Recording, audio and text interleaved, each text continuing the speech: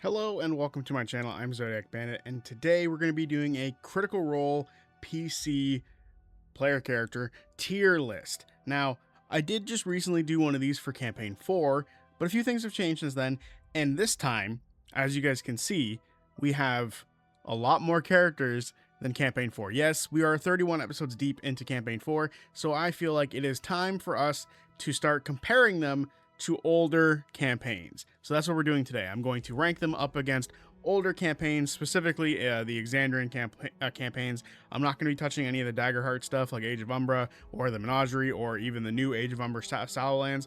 That stuff is all going to be separate. Maybe one day I'll do a tier list on those characters. But for now, we're doing Exandrian characters, Critical Role campaign characters, EXU1 or EXU miniseries, one-shot characters. Like you can see, the Darrington Brigade is in there. So if they were in a miniseries or anything, one-shot, anything that happened in Exandria, they're on this list. So there is, I think, there's a lot. I don't know how many there is here. I think there's near 70. Oh, Exandria and Campaign 4. So if it's a numbered campaign or a miniseries or one-shot in Exandria, they're here. So yeah, let's get started. But before we get into the video, I'd like to thank this month's members. Starting in the Rogue category, we have Trentley's Tabletop. Then moving into the Bandit category, we have Sasuke vs. Ninetales 33, That Brown Kid 559, Josiah R. Jensen, Ilya Nico Line Kalvik, Stag McHale, Quantum Sushi, Astrid Star 2787, Like Cat 7886, and Defenstration 73019. Thank you guys for becoming members. If you guys want videos early, just like all of these members will get, become a member today. So I should kind of go without saying spoilers for every campaign, miniseries, one-shot that we'll be talking about today. So spoiler warning for all of that. And they're in alphabetical order as far as I'm aware, as long as I haven't messed anything up, for each campaign that they're in. And I've spaced out the campaigns. So you'll see, like, as you can see, the Darrington Brigade is before Campaign 2, and then the Ring of Brass is before Campaign 3. And for whatever reason, Ashton is up there by himself. So I'll be fixing that right now. Okay, I made some fixes. Obviously, there's a few errors there before. I don't know what you guys can see. I'm not really looking at that one yet. So we'll see what's up. We'll see what you guys see. So basically, I've moved the holy crap, the Ring of Brass are now all up here, and I've moved the Crown Keepers up as well. So they're in front of the Bellis Hells now. So that'll be the order we sort of do it in. So I guess weirdly enough, starting with Serkonos, who this is gonna be a weird start because this character wasn't initially a part of Vox Machina. And I still don't know if he would be considered part of Vox Machina. But basically, during the episodes in Campaign 3 where Robbie was picking up a role for the Vox Machina episodes they did toward the end of the campaign, he played his character that he voices in the animated show Serkonos, who is a Moon Druid. I think he's a Circle of the Moon Druid. He can become an elemental, so yeah. He's a Circle of the Moon Druid, part of the, I think he's part of the Fire Ashari. So his character is really, I actually love his humor as this character.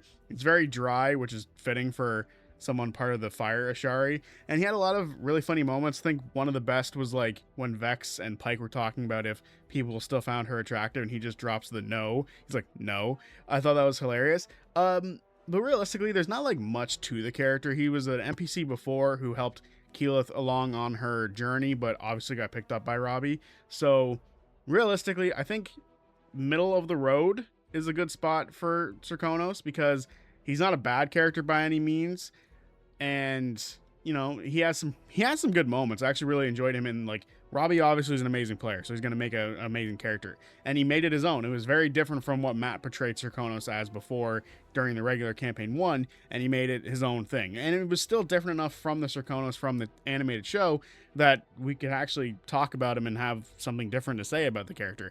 And he has both arms here. He doesn't have both arms in the animated show, so some differences. But I think B is a good spot for Serkonos. I think it just kind of makes sense for him. He's you know, he's B, maybe like low B, high C, I guess is where we're gonna put him. I'll do that as we move forward throughout, as well. Like, I'll put other characters above depending on where I think they belong. But you know, some good memorable moments. Robbie obviously killed it as Serkonos. It was really fun.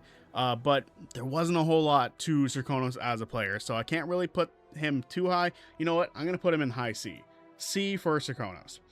So then moving into some player characters now, like some true campaign characters here, we have Grog, who I love Grog. I think he's really entertaining, and it's actually something that I'm going to point out about all of Vox Machina as we move forward, who, in my opinion, and this isn't a bad thing, mind you, but these characters, the Vox Machina crew, with the exception of, like, you know, ones who came later, they feel very first-time player character, if you will. Again, not a bad thing, but Vax, swap out Vax's name for something else. That's my first character I ever made in D&D. And, like, literally, like, minus the wings, I think. Who knows? That character might have actually had wings at one point in time. But, like, dark assassin edgelord character. And Grog sort of fits in that same category of, like, very clearly a first-time player character for someone. Quite literally, these were a lot of their first player characters. And Grog was your typical, strong, dumb, charging everything, get really angry barbarian. Yes, that is what barbarians are supposed to be, but, like, he really played into it quite a bit, and with their rolled stats making him even dumber, it really did play into the fact that, like, hey, this character's really dumb. So these characters all suffer from the same first character syndrome stuff, with the exception of a couple as we move forward. But for me, that is my brother's first character he ever made, Grog. And that kind of hurts a little bit because I'm just watching that character again, but, like, acted better, which is kind of fun. And the other thing with Grog, to sort of actually give some real criticism here, because I know that's not fair, to give some real criticism to Grog, Grog is one of the handful of characters in Vox Machina who had, like, next to zero backstory for him in the campaign. Yes, Kevdak was there, but everything else that happened with the character, not really truly his own. A lot of it was shared with Pike, with I guess Pike's grandfather, whose name escapes me right now. He was in the animated series, and I just can't remember. Will Hand. That character is shared between the two of them. So again, it's not just Grog's backstory, and everything with Westerun isn't just Grog's backstory. It's also Pike's. So everything that happened with Kevdak was, like, literally it for Grog as far as, like, his backstory stuff. So a symptom of being a true background character. He's still fun, and he has a lot of amazing moments throughout the campaign, and he has a fantastic interactions between other players. Like, his rivalry with Vax is awesome, and then, like, his relationship with Pike and Scanlan is fantastic, and he has a strange relationship between him and Vex. I think he's just an overall, like, he's a fine character. It's just he lacks the amount of oomph in the campaign that other characters got in the campaign. There is no, like, true dedication to Grog during the campaign. He's kind of just a true supporting background character. So unfortunately, because of that, as much as I love Grog as, like, a fun, goofy guy, he doesn't have as much weight in the campaign as other characters. I have to put him in, like, low B, high C with Serkonos. I really do feel like he belongs. I'm going to put him in B, but he's going to be at the bottom of B as time moves forward. I really do feel like weirdly enough, his lack of relevancy in the campaign hurts him quite a lot. So I'll shift him around, maybe depending on how other things go and where I place other characters as we move forward. Okay, so we're moving on to Keyleth, who again falls into very similar territory as Grog, as a character who is very first-time D&D character in my opinion. Where Keyleth is, like, new to the world, she's naive, and she's learning about, like, how the world works and, like, how people work and stuff like that. And it is entertaining to see how, like, Marisha, like, role plays her, but I can't get over the fact that I feel like I've seen that character a million times. As far as, like, druids in fantasy, druids in role-playing games, even druids in other video games, I feel like that's something we see a lot. A character who's been, like, cut off by some sort of, you know, druidic colony and, like, their entire lives, and then they're thrust out into the world and they have to sort of figure it out. What's fun about the character is the clear inspiration of Avatar. Avatar, I think a lot of people love Avatar The Last Airbender, and that's literally, like, what she's doing. She is the Avatar. Like, she is the Avatar herself, so it is fun. There is that.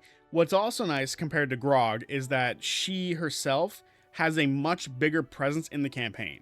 Her overarching story of connecting the Ashari, like the different Fire Ashari, Earth Ashari, Water Ashari, and Air Ashari, her whole story, it takes a place across the entire campaign.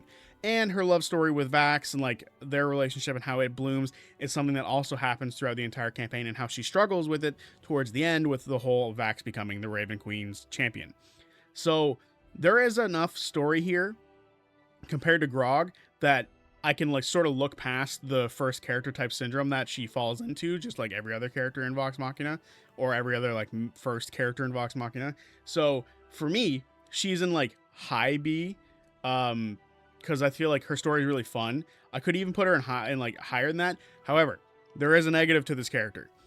I cannot recall a single interaction between Keyleth and Pike, nor can I recall a single interaction between Keyleth and Scanlan, nor her and Grog. There are probably some with Grog that I'm just not remembering off the top of my head, but I damn well know there's not many between herself and Scanlan and Pike. I cannot remember her getting like close to these characters. She has a very strong friendship with Percy. She has a very strong relationship with Vex and Vax. So I did that backwards, with Vax and Vex. So those three relationships are really strong. It's just other members of the party, I just can't remember that many moments with her. And obviously she has amazing moments like we're basically gods and becoming goldfish and dying. And like I love her. I love that she's the one who ends up like her best friend in the campaign is Percy, and I love how she's the one who basically fucking fries Silas Briarwood. I think that's very cathartic for her as like a friend of his to like to use the power of the Sun Tree to like sunbeam him is awesome. So I feel like that was really cool and really fun. There's a lot of really good moments with Keyleth. It's just I really do feel like her not having many moments off the top of my head with these two kind of hurts her. But overall, she's higher than Grog simply by the fact that she has way more going for her throughout the story than he does. In fact, I think I have to bump my boy down because she is that much higher up in that standing. All right, so now we have Liev Tell, who Liev Tell is, she's a cleric, and she's like a cleric of the Raven Queen. She's a very high-ranking member of the Raven Queen. She is in the Search for Grog one-shot. She's in the Search for Bob one-shot. And then she is the character that Liam plays until Vax comes back, and even then she plays him still, for Campaign 3. So once they save Vax, he plays two characters in Campaign 3. But that's the character he ends up playing for those episodes when they are Vox Machina moving towards the Malleus Key. So she's an interesting character. To my knowledge, I believe she has a couple of kids with Bertrand Bell. They might have kids. I might be wrong. I don't remember. Just off the top of my head. I think they do. But they definitely had a relationship. I do know that. And realistically, that's all I can remember about her. That she was with them for the Search for Grog, Search for Bob, and she was with them for Campaign 3. And she did have a ceremony moment between herself and Laudna and Imogen, which was nice. I don't remember too much else about the character. Like, she's very dry because of like the nature of like who she works with and like who she works under sort of deal. And she does eventually have some sort of relationship with Serkonos. But I could not tell you much about Liev Tell outside of she might have had a conversation or two with Keyleth, because Keyleth was probably very angry at the fact that Vax was dead. And this character wasn't designed to be like a long-lasting character, right? She wasn't supposed to be she was just supposed to replace Vax. She had like the same vibe as Vax of like the doom and gloom and the fact that there was a Raven Queen connection. She's just there to replace him for one shot, so they did with Vox Machina. And even then, he ended up playing Derek, a different character later on, who's not on this list, by the way, simply because Derek is just Proto-Aurum, so I feel like I'd be ranking the exact same character. And he had one appearance, so I don't know. And yes, there are other characters who only have one or two appearances, but I do feel like he's not warranted on a spot. But as far as I'm concerned, she's like low C because she does have some importance to the story. She did help them in Campaign 3. But as far as the character goes, she's kind of a blank slate. She's just there to replace Vax after he dies. So then we have Percy, who has obviously one of the best stories in the entirety of Vox Machina. Vox Machina, realistically, the success of Vox Machina and like Critical Role at the beginning hinged on his story, right? Because the Briarwoods set the standard for like what villains should be in Critical Role, and the Briarwoods are amazing. His backstory is awesome. Whitestone is one of the most iconic locations in the entire campaign. Out of all of the characters, he feels the least to me like your first character type syndrome. But he kind of still has that too, because his whole thing is revenge, which I feel like is a very first character type thing, but it's sort of played up differently. It's not necessarily something that he does want it himself, but the revenge is also being fueled by like a demon and possessing his gun. And I really do love that little spin on it, to where it's a little different than the regular I'm seeking revenge for the people who killed my family. I like all of it. I like that he's, mild nobility. I like that he's a ruler of Whitestone, and that once they save Whitestone, they don't just abandon it. I really appreciate a lot of the stuff that happens with him. I also think that with his character, like with his backstory, being so dark and gloomy like that, it really set the stage for a dark and gloomy like spot in the campaign, which before that they were kind of not dark and gloomy. It was, they were in the Underdark, but it was still not that bad. And then they went to Vasselheim and the surrounding area there. Once they got back, total shift in the entirety of the campaign, and we saw something different. And I love his relationship with Keyleth. It's really fun. I love his relationship with Vex. It's also amazing. And there is a brotherly bond between him and Vax, which I don't think gets talked enough about. The two of them kind of have I don't want to say a crisis of religion together, but the two of them do quite often. Like, they found themselves in the Raven Queen's temple a lot together, and they both like saw visions of stuff together. And there is that bond between the two of them, not only because they're actually like, I don't want to say actually related, but they're brother-in-laws, which is fun. So again, there is a brotherly bond between them, and I can think of a couple of moments between him and Scanlan. Like, there was a couple of times where he was having, like, obviously there's the gun moment where like Scanlan throws the gun away into the acid pool, but also when Scanlan was sort of struggling with his addiction stuff, Percy sort of saw that, because Percy as a character kind of struggled with his own addiction, with like his revenge addiction. So he saw that and sort of tried to help, but sort of kept a distance from it. So as far as a character, I feel like Percy is the first one that I can put in like A, because he had a lot of backstory stuff throughout the campaign, and they were even returned for the final arc. He has amazing relationship between characters. He has one of my favorite moments of all time with Grog, which is like the two of them working together to make the Trammels, the divine Trammels. Trammels, whatever the hell the word is, the nails they use to kill or to seal Vecna away. That was one of my favorite moments, where there was like a expert tinkerer and like a man strong enough to build the divine weapons that they needed. I love the imagery of like a cobbler working with a nobleman. I love that fucking imagery that the two of them share, and a lot of it. I'm gonna put him back up there because I remembered that moment. I love that moment. So for me, Percy is like an A-class character, and he wears his edge better than Vax does, in my opinion. Vax wears his edge so poorly that, like, I'll get to that, but I think Percy wears it really well, and he can like dial it up and dial it down. Whereas in my opinion, I always felt like he was always sad boy edgelord. Percy isn't always sad boy edgelord. There are moments where he's able to not be that, and I really appreciate that in a character. Okay, we are now moving on to Pike, who unfortunately has like half the screen time of everybody else in Vox Machina, like the core Vox Machina group. Because Ashley was part of Blind Spot at the time, and Yasha also had that same issues. But when she was there, I thought she was a lot of fun. I love her relationship with Scanlan and Grog. There was a brief, like, sort of potential relationship between Pike and Vax that I recall, where he was sort of looking down Sarenrae because of her, but that changed. And, as far as a character, I personally can't remember too many of her moments in the actual campaign because she was gone for so long, which sucks. But I do recall a couple of really good moments between her and other characters. But as far as like actual moments that go to her,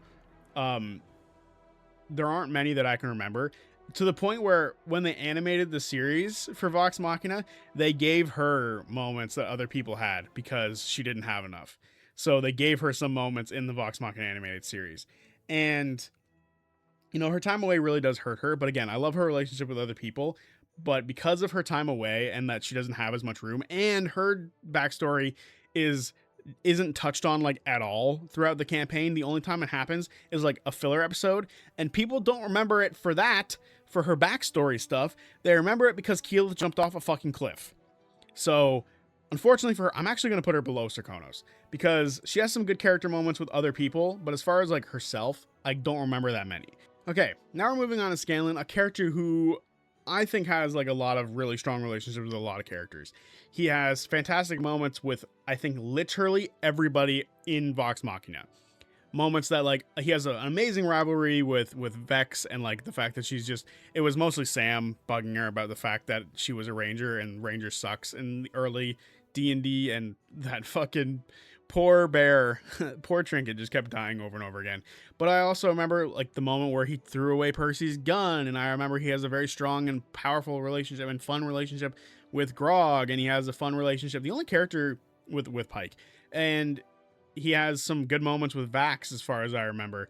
The only character I can't really think of any moments between Scanlan and somebody is Keyleth. Keyleth is the only person who I just don't remember having any moments with. But his stuff was very similar, and he was actually on track to being a character who didn't have like a whole lot going for them until Kaylee showed up. And once Kaylee showed up, he sort of had more to do, and like we got to see like a character who, it's funny, normally a player character ends up being the person who is left, right? So normally it would be the other way around, but Scanlan left Kaylee, and I think that's a fucking amazing sort of subversion of that whole thing. And I really love that whole thing with him, and how he, like, you know, once he met her, like his typical, it was a typical thing that he was, right? He was another first character type archetype, which was horny bard, right? He was trying to fuck everything. He was trying to fuck Pike. He was trying to fuck every other NPC they came across. And he was that typical, I'm going to seduce the dragon bard. Once Kaylee showed up, his character shifted. And I love the character shift. It is amazing. It was someone who started struggling with the idea of like, maybe I'm not that great. And it was just awesome to see a character who normally a D&D character would be left. He left somebody else. And he was like, do my actions leave consequences? And he started thinking about like how people don't care for him as much, and he's the one like helping everybody else out. And while the whole Bard's Lament moment happened and it was really powerful, and I remember one of my favorite moments in the campaign is when Scanlan dies and Grog holds him and yells fix him, and no one can fix him. So then they do the one thing he asked them not to do, which is grab Kaylee to help revive him. And that was sort of the last straw. I love that moment where he realizes that these people don't even listen to his request upon death, right? That moment, and yes, they were right to do that because they wanted to bring their friend back, but they were wrong to do it because he asked them not to do that specifically. So what I loved about it is it was a hard-hitting moment for Scanlan that just screamed, he's right, and everyone else is right, but everyone's going to get mad about it. I love that the Bard's Lament moment isn't just one character fucking off and being an asshole. It's everyone's right and everyone's wrong in their way. And that's what I think makes the Scanlan character such like a powerful character, is that it's not just one-sided. You know, if his character was just, he's a douchey bard who fucks off because he's like, oh, I have my kids back now, that's one thing, and that would be a really shitty character. But because it actually makes you ask the question, is he right to ask them not to do that? And are they right to do it anyway because they love him, want him to come back? And then he sees it as, this isn't you loving me yet again. You guys don't care about me. You just want me because I'm useful to you. Everyone's right in the situation. I love it. I love Bard's Lament, which is why I hate that they butchered it in the animated series. But anyway, S tier character as far as I'm concerned. I love Scanlan. He's an amazing character, and he deserves to be in S tier, A tier. He deserves to be in A tier as far as I'm concerned. So moving on to Vax. Vax is a character who I kind of struggle with a lot personally, because I think, again, I've already explained this a little bit earlier, he is my first character. The first character I ever made, annoyingly enough, the first character I ever made was an elf by the name of Zodiac, and he was this. And the only thing I can't remember, like, if he ever had wings at any point or not, he might have, but he was an assassin, edgelord character like this, with a backstory of everyone I ever loved died, and, you know, that sort of stuff. Like, that is, yes, he has a sister, yes, he has a dad, but basically, my first character was Vax. Very edgelord, very dark, and Vax does not wear the edgelord well. I think, especially in the campaign, in the animated series, they would make him wear a lot better. It's much more of a protective thing for Vex, and I don't remember it being that way for in the campaign. He was just dark and edgy and sad boy all the time. And unfortunately, I can't help but cringe at that because I just don't feel like he wears it well. Yes, his relationship with Keyleth is amazing. I love his brotherly bond with Percy, and I love his relationship with Vex. But I personally just feel like the edgelord thing has to bring him down in my eyes because I don't know. I just can't look past it. Every time I was watching like a campaign 1 stuff and he started being really sad boy edgy, it took me out of the moment. And I know this is going to bug some people, but this is my tier list. This isn't your tier list. This is my tier list. And I'm going to put these characters where I think they belong to be. And I'm going to put him below Pike in C for cringe because I find this character to be extremely cringe. As time moves on and like, campaign 3 comes around, when he becomes an NPC and he protects Keyleth, I think that was really cool. And the moment where he gets revived, or not revived, but the moment he gets freed and, everyone's super excited to see him, and then they fight, and then he helps them fight back at the Malleus Key. And then on top of that, the moment at the end of the campaign where he is able to like finally go back home and he and Keyleth restart their relationship, that's a powerful moment. And I love that moment. I really hope he drops the edgelord shit because I think it's cringy as hell. And he doesn't wear it as well as him. He never turns it off. He's always sad boy edgelord, and I need to put him down here because of it. If you're going to flame me for that, I'm sorry. I really just can't see past this. You know what? I have to do that. That's what I think. Sorry. As we move, we're gonna see these shift. So simple as that. And his sibling. I'm just gonna throw her. I don't know. Does she belong in C or B? I need to place her and then explain. I like Vex a lot, and the reason I like Vex is because she's kind of a supporting character in a lot of people's stories, right? Specifically, I remember her having a lot of moments where she was trying to support Scanlan, where she was supporting Percy, where she supports Keyleth and Vax. And I feel like she's a very strong support character because a lot of her stuff is tied to Vax and how their backstory does come up a couple of times throughout the campaign. And she has amazing moments. Like when she goes to get Fenris, I love that moment. When she goes off by herself to become the Lady of the Hunt, I believe is what the title is proper in Whitestone. I love that moment where she goes off by herself. They changed it and twisted it a little bit for the animated series. I like this character a lot. I think the only thing that kind of brings her down is that the character is shit. Like the class itself is shit. But overall, I think the character is really strong. Again, there's a first-time character faux pas here, which is the greedy one in the group, which I feel like happens a lot, and I don't even feel like it's a first character thing. I feel like there's at least one greedy character in every campaign, and it's typically Laura. But yeah, I feel like she's a good support character for everybody else in the group, and she's just a fun character. I enjoy her supporting all these other characters. I wish she had more time to shine. One of my favorite moments in the campaign is when she takes like one of her arrows that lets her like see where the arrow goes, and she shoots it through the black orb, like the destruction orb that like Delilah made, and she sees that it goes into the Shadowfell. She's the one that discovers that. They give that moment to other characters in the animated series. Why? She discovered that. That was awesome. That was a really fun moment, and she's the one that got it, and they took it away from her. Like that sort of stuff pisses me off when it comes to the animated series, but overall, I enjoy that she's a very good supporting character. I'm going to put her above Grog. I have to. She's a very good supporting character. She doesn't get a whole lot of time to shine when I wish she did, but when she does get to, she's a fun character. So, simple as that. I think I'm going to get flamed for my Vox Machina opinions. Okay, so then we have Terry and Darrington, and I love Terry. I think Terry had one of the most entertaining runs on campaign 1. He's the backup character for Scanlan, and he comes in and just immediately shakes the ground of everybody. Like he's like, "Oh yeah, I'm a rich dude," even though these characters are all rich by the time that he got there. "I'm a rich dude who's gonna like, I'm gonna join you guys because I want to be on adventures and write a book." And I loved that. I thought that was a lot of fun. And he was an artificer, which I think at the time was very new. I think it was Unearthed Arcana at the time. So it's actually, if you go back and look, a lot of that stuff just doesn't exist anymore. But overall, I thought he was a lot of fun. His story was, there was controversy around it at the time, because he's gay, and a lot of people didn't like the way that it ended, which is why they kind of shifted it in the Vox Machina series.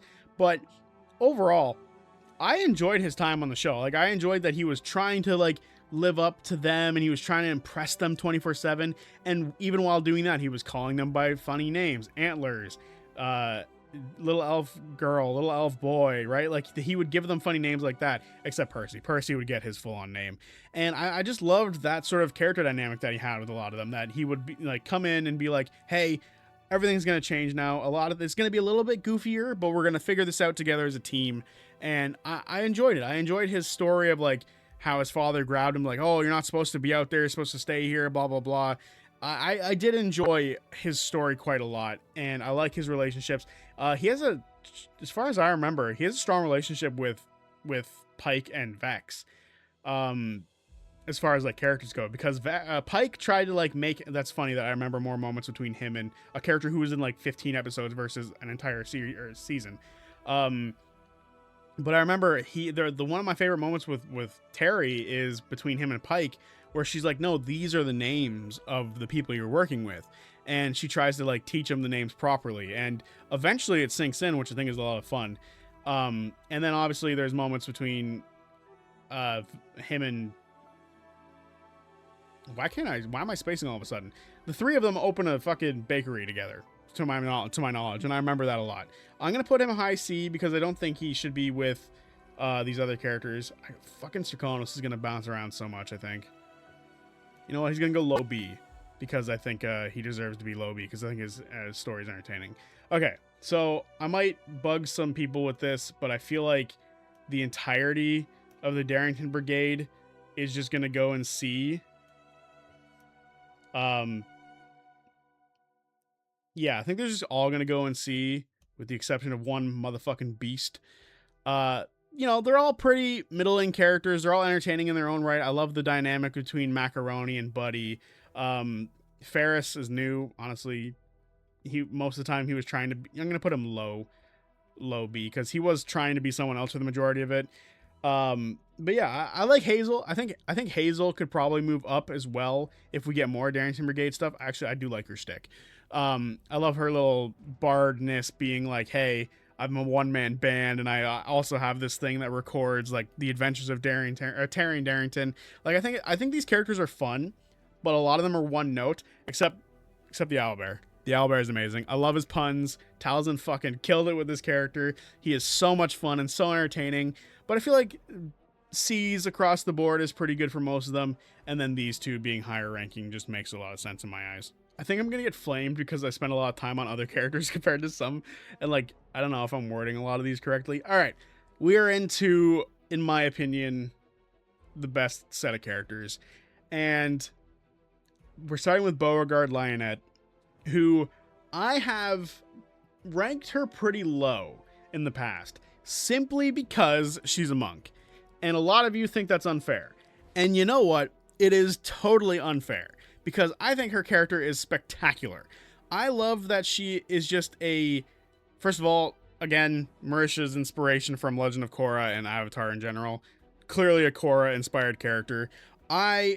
It's funny, I hate monks with a burning desire. Not a burning desire, with a burning hatred. I hate monks, but I absolutely enjoy the Cobalt Soul. And I love the spy aspect of it. If it was a spy class, it would be totally different in my eyes. But Bo is so much fun, and she's a character who also grows throughout the entire campaign. Her overarching story, like, it's funny, right? Her backstory doesn't come up all that often, but there is like an overarching story of her becoming a more responsible person, right? Like at the beginning, she's like, I want to steal letters. I want to do my own thing. I want to fuck off and, you know, do all this stuff. I don't care about what the Cobalt Soul want. And then by the end, she's an expositor, and she becomes like this amazingly like important and respected person within her own organization, who at the beginning was kind of like just tossing her aside. Like, do this small assignment for us. And I love that change. I love that she goes from this character who at the beginning would be considered a fuck up to a brilliant person putting together the Nautogon mystery and like the Som Novum mystery. And all that stuff was fucking amazing. That was one of my favorite moments in Critical Role, where she pieces together like everything going on with Lucien and Cognoza, and it's just so good. And her having Marissa having like a 15-minute monologue by herself, piecing it all together, and like you can see like the numbers floating behind her head and like the equations happening, and it's just such a good moment. And she has so many of those. And as much as I shit on Monk, the amount of cool, dope Monk shit she does throughout the entire campaign is just money. She's awesome. I love this character.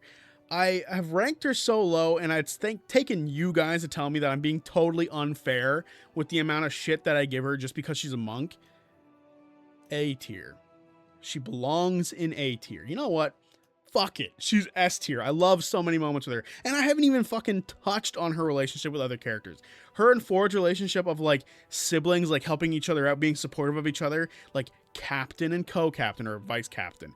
Love that shit. Her relationship with Veth, the rivalry of the two of them doing dexterity-based stuff. She had a crush on Jester for a while, and so did half of the fucking table. And I love her relationship with Yasha. It's awesome. It's genuine. It feels really real. It feels really fun and earned throughout the entire campaign. It is just a fun fucking character. And yes, she belongs in S as far as I'm concerned. And so does Caduceus.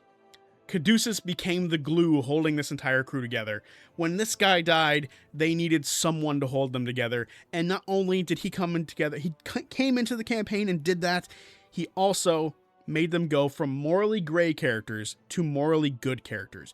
He was the one who did that. He made every single person here almost everyone, who are broken individuals. They are broken people.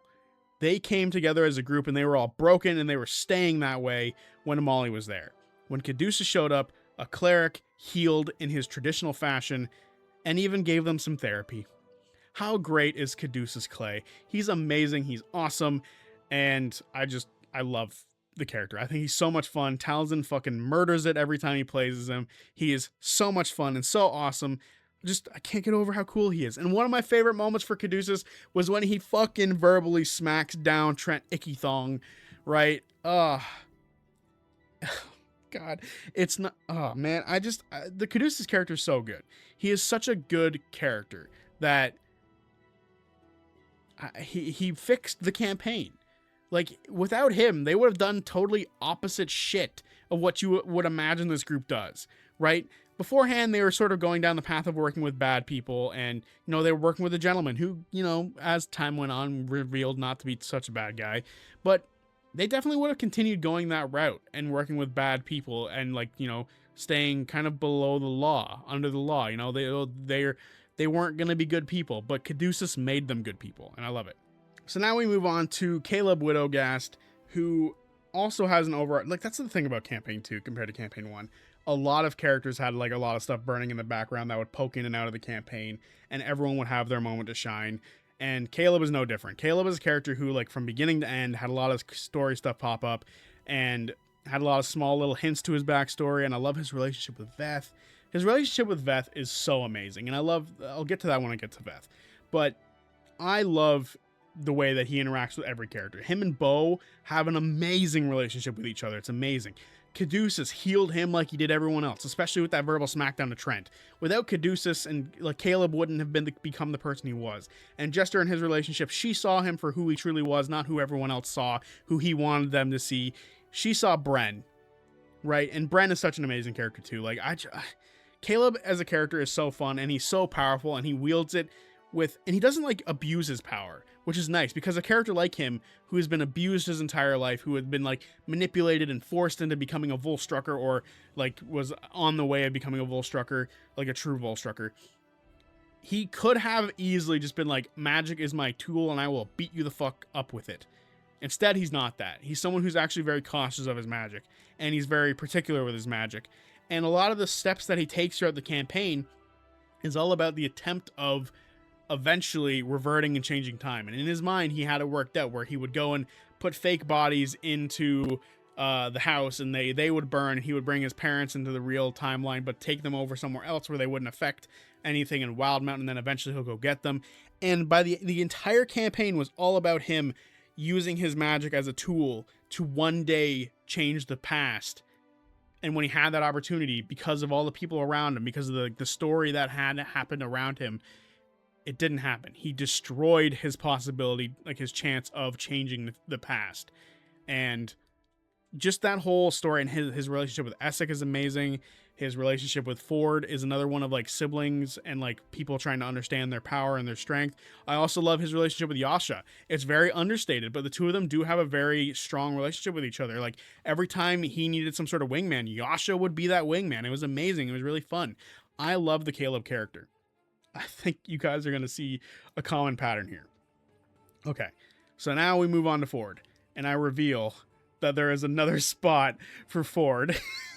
Because Ford is my favorite character. Ford is without a doubt the best character in Critical Role in my eyes. I love his story of like him trying to figure out who he is, and he imitates other people at the start to sort of, you know, emulate people who he looks up to. And throughout the entire campaign, he looks through for like a father figure, and he kind of finds some characters who fill that slot, and Caduceus sort of fills that slot for him a little bit, and Caduceus guides him. Like there's at the beginning of the campaign, he's using a fake voice, he's lying about where his powers come from because he doesn't fully understand them, and there's a couple of times throughout the campaign where he almost left the party, where he almost left to go release Ukutoa, where he was like, you know what, I need to do this because that's what I think Vanard would do here, or whatever, right?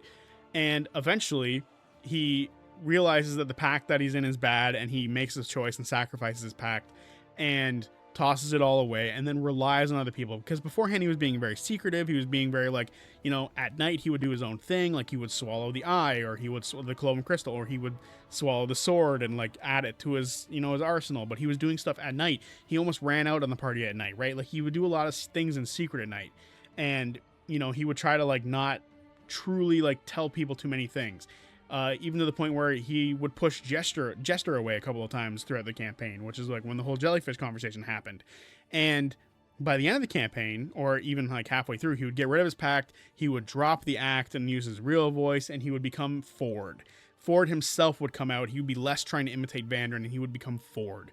I loved his journey from trying to emulate other people to becoming himself. It's such a powerful one, and I love it a lot. And it's one that I feel like a lot of people can identify with. Like you try to emulate other people for the majority of your life because you see them, you grow up around them, and you go, that's what I should be like. And then you become an adult and you go, no, I gotta be me. And that's what Ford's story is, and I love it so much. And that's why he's up here, because that is what I believe is deserved of him to be on his own up top. He's amazing, he's so much fun, and I wonder if anyone's ever going to join him up there. And now we have Jester Lavore, who also has a amazing story, and she's very similar to Ford.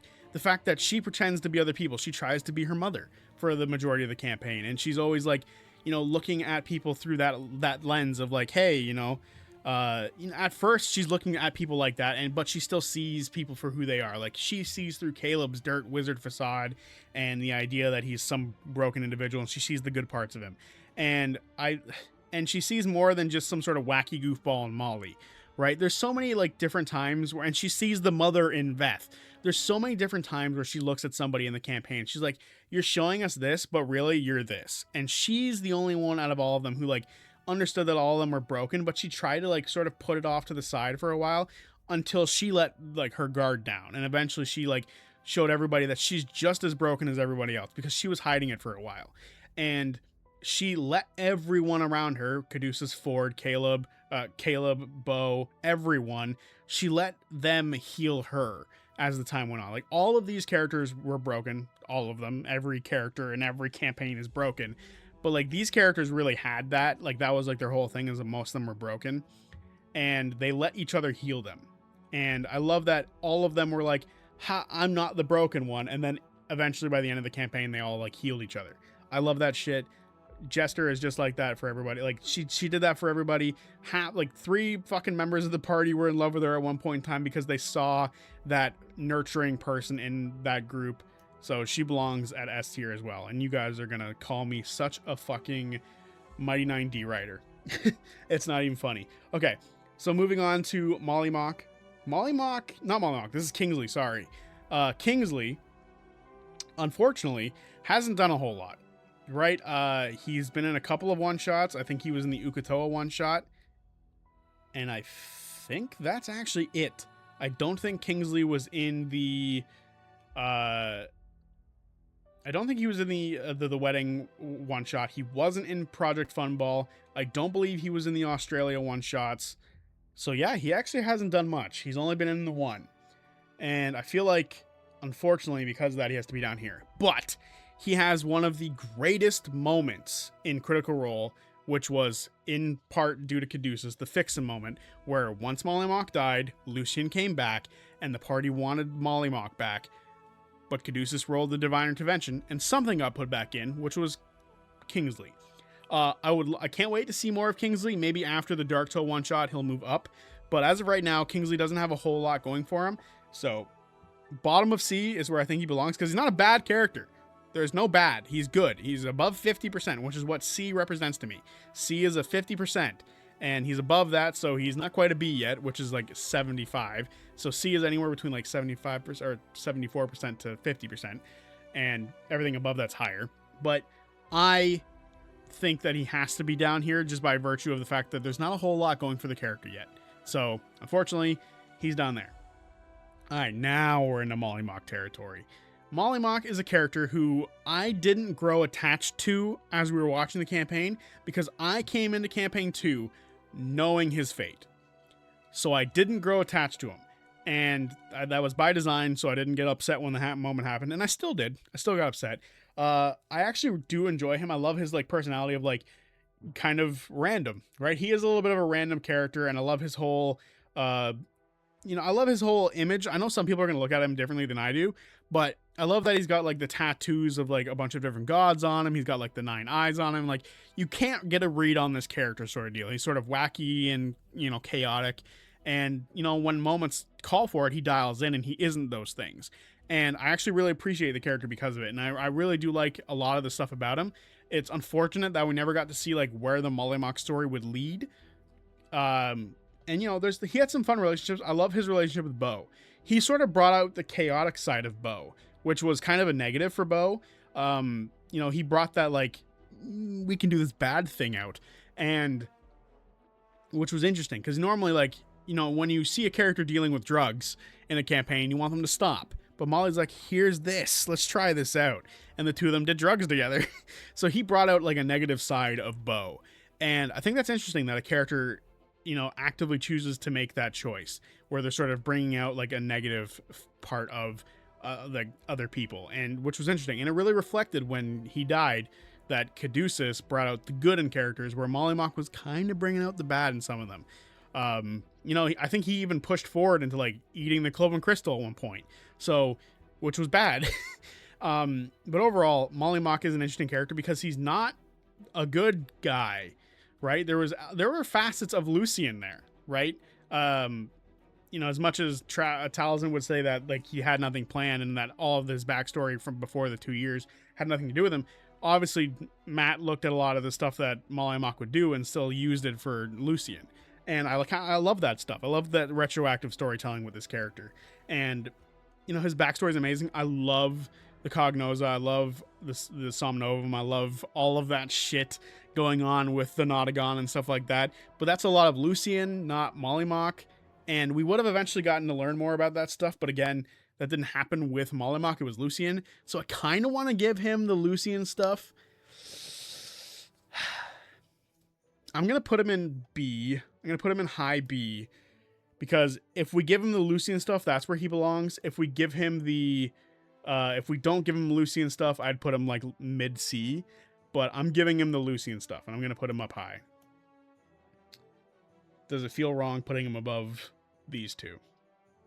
I think it does. That's about a good spot for him, I think. All right, Veth. Veth was an interesting and amazing character as far as I'm concerned. Yeah, I'm just going to fucking do it. You guys already know where they're going. Veth is awesome. I love her, like, in the early campaign, she was a goblin and she didn't like her skin. Like, why doesn't she like her skin? Well, it's not her skin. And she drinks, and she's an alcoholic addict, and she's broken because she's lost her family, and she became the thing she despised the most, goblins, and she doesn't like water. And we're like, why doesn't she like water? What's going on with this? It's because they fucking drowned her. And like, she had such an amazing story, and like her story with Luke and Yeza, and I love everything around her. But what I loved at the beginning of the campaign was like, you all think that, like, she said to them, like, you all think that like it's a child parent thing between me and Caleb, and you think I'm the child. No, I'm the parent. I'm the protector, because she saw he was broken and she didn't want to accept that she was broken. So she was protecting the broken one. I fucking love that shit. And not to mention, I haven't talked about many moments with these characters because I don't think I need to. Like, their stories speak for themselves with like how amazing their stories are. And I just, Fluffernutter is one of my favorite moments of all time. The moment where Veth becomes herself again is amazing. And I love like everything that sort of worked their way up to it. Like the Asharnai. I didn't even fucking talk about the Jester Asharnai moment. The fucking cupcake. Come on. These are the best characters in the entirety of Critical Role, in my opinion. And I love Veth. Veth is so awesome. I love all these characters. This isn't like from bottom to top of S. This is top of S. These characters right here. Nothing will get in front of them. And Veth, and I love her story with like struggling with her skin, and then they fix her skin and like who she is, and she's able to go back to her family. I love that shit. And she was almost about ready to leave the campaign, right? She was like, I have everything. But then she realized that these are also her family. So she stayed back to protect her family. And I fucking love it. And then Yasha, who did all, unfortunately, do I have to put Yasha lower? I don't, because I love her relationship with all these characters. I love how they fixed her, because her story with the Angel of Irons was amazing. Her story with, being this orphan maker and like moving through Jorhas and being this terrible thing across the world, and then she lost that memory, right? Like the Stormlord protected her, like her brain protected her, and she was able to run off and become a new person. And then as time went on, they discovered who she was, and she sort of got sucked back into that life and she was being controlled. And yet again, if Mollymauk was there, Caduceus would have never saved her from this fate. She would have been locked into this orphan maker fate yet again, but the party saved her. And her relationship with Bo is amazing. I love her relationship with Ford, and I love her relationship with Caleb. I love this character. It's as much a supporting character she is. She had her moment to shine. Her story was brought to the forefront. She was a villain for a little while in the story, and they saved her. It's amazing. She's so much fun, and I love that she's become such a chill character now. Like, her rage doesn't feel like anger that's raging and pouring out of every orifice. It feels like controlled rage now. Beforehand, it was like, I'm gonna fucking snap. Now it's, I'm gonna snap you. And I fucking love that about that character. I think all of the Mighty Nine are amazing. This is where they belong, in S tier. If you want to fight me, fight Yasha first, please. All right, now we are in the Ring of Brass, and we start with Sarat, who, I love Sarat. Sarat is a lot of fun. I think his story of like having to choose between like, his duty, his family, keeping these fuckheads in line, like that was what he was here for, right? He is the one in charge of making these people follow rules. He's the cop, he's the detective, and he was like, I'm the only guy here without magic, and I'm still gonna fuck you all up. I loved every moment with Sarat, and what was awesome about it is he wasn't just some badass dude. He was a dad, he had flaws, he had to pick between his work and his children, and by the end of the story, he picked his goddamn children, and I love it. Him surviving the calamity was amazing. All these magical fuckheads who could have teleported out and done something magical to protect themselves, yeah, they all died. This guy, the dude without magic, the dude who didn't rely on some other power source other than himself, he was the one who survived. And I love that he cut an invisible dude because you can see the little sand grain eyeballs. I love his moment with his son where they're talking over like the sending stone. It's like, hey, Eagle One Eagle One has left the coop, and like, it's just amazing moments, and it's just so good. Sarat is so cool, and the fact that he survives is amazing, and he's just so awesome. Sarat is so cool and so awesome. Loquacious, and this is gonna be funny when I get to Laren, but I feel like Loquacious is like one of the most neutral characters of all time. Not my feelings on him are neutral, but as far as like alignment wise, I hate alignment, but we're going to use it here because he wants to protect people. You know, he like, you know, for a while he's just like a fucking mouthpiece. And why can't I remember the name of the place? Oh no, the floating island they're on, which is escaping me right now, which is terrible. He was a mouthpiece. He was like, oh, I'll just say whatever as long as you pay me enough, blah blah blah. And then by the end, he's like, no, we need to save the people, and I'm gonna sacrifice myself. I'm gonna save the people. And then in the middle of doing it, he covers up the fucking problem, which is Laren. Laren, you know, he protected his wife or his ex-wife or the person he still loved. And that's a choice. That's a very, like, you know, people could have learned the truth that, like, she was part of the problem. Her like hubris, because I think she's very villain coded. I've said this before in the past, and people disagree with me, but her actions are one of selfishness, in my opinion, and he covered that up. And that was a very selfish act as well. And, you know, he's a character who wants to protect people, and including protecting his loved ones. You know, instead of selling them out, he didn't do that. He elected to, like, protect the people he cared about, which was probably a negative because now people are kind of in the dark about what happened in Calamity, about, like, how everything went down the way that it did. And he covered a big part of it up, which was her, like, trying to take them to other planes and get them away from the druids. And, you know, I think that it's his character is interesting and complex, and I love a lot of his stuff. One of the best moments of the campaign, and it's the first time that Brennan gave him a natural 20 because he was like, hey, he gave him and gifted him a natural 20 with the words that he used to convince the people that they needed to, like, get themselves to safety and get the fuck off this falling rock. And I loved it. I thought it was a lot of fun. I can't believe I forgot to mention it earlier when I was like, oh, I made a video about the whole thing. Yeah, he's a fun character. He's cool, and he ends up dying. He chooses not to go home to the Fae and the Sealy court. He chooses to die with his loved ones instead of, you know, he could have left, and he chose not to because he wants to protect the people he loves. That is this character who was at first like, just pay me enough. By the end, nothing would be enough money to let my people die. I loved that shit. I thought it was a lot of fun. It was really cool. Does he go up there? Yeah, I'll leave him there for now. Okay, then we have Laren, who I've looked at from the minute Calamity ended. I've always looked at Laren as some sort of villain because her hubris, her need to control, her desire to prove that she was a genius led to the downfall of, why can't I remember the fucking city name? What is wrong with me at this moment? Hang on. The city is Avalier. She, like, her need to, like, control and, like, take Avalier away from the druids and all that sort of stuff. I've always looked at those as, like, villainous actions. Those felt like Ludinous type actions to me, okay? So for me, she's always been like some sort of villain, and she's very complex. And I like that about her. I like that she's, like, very selfish, and she's not afraid to admit that she's kind of selfish.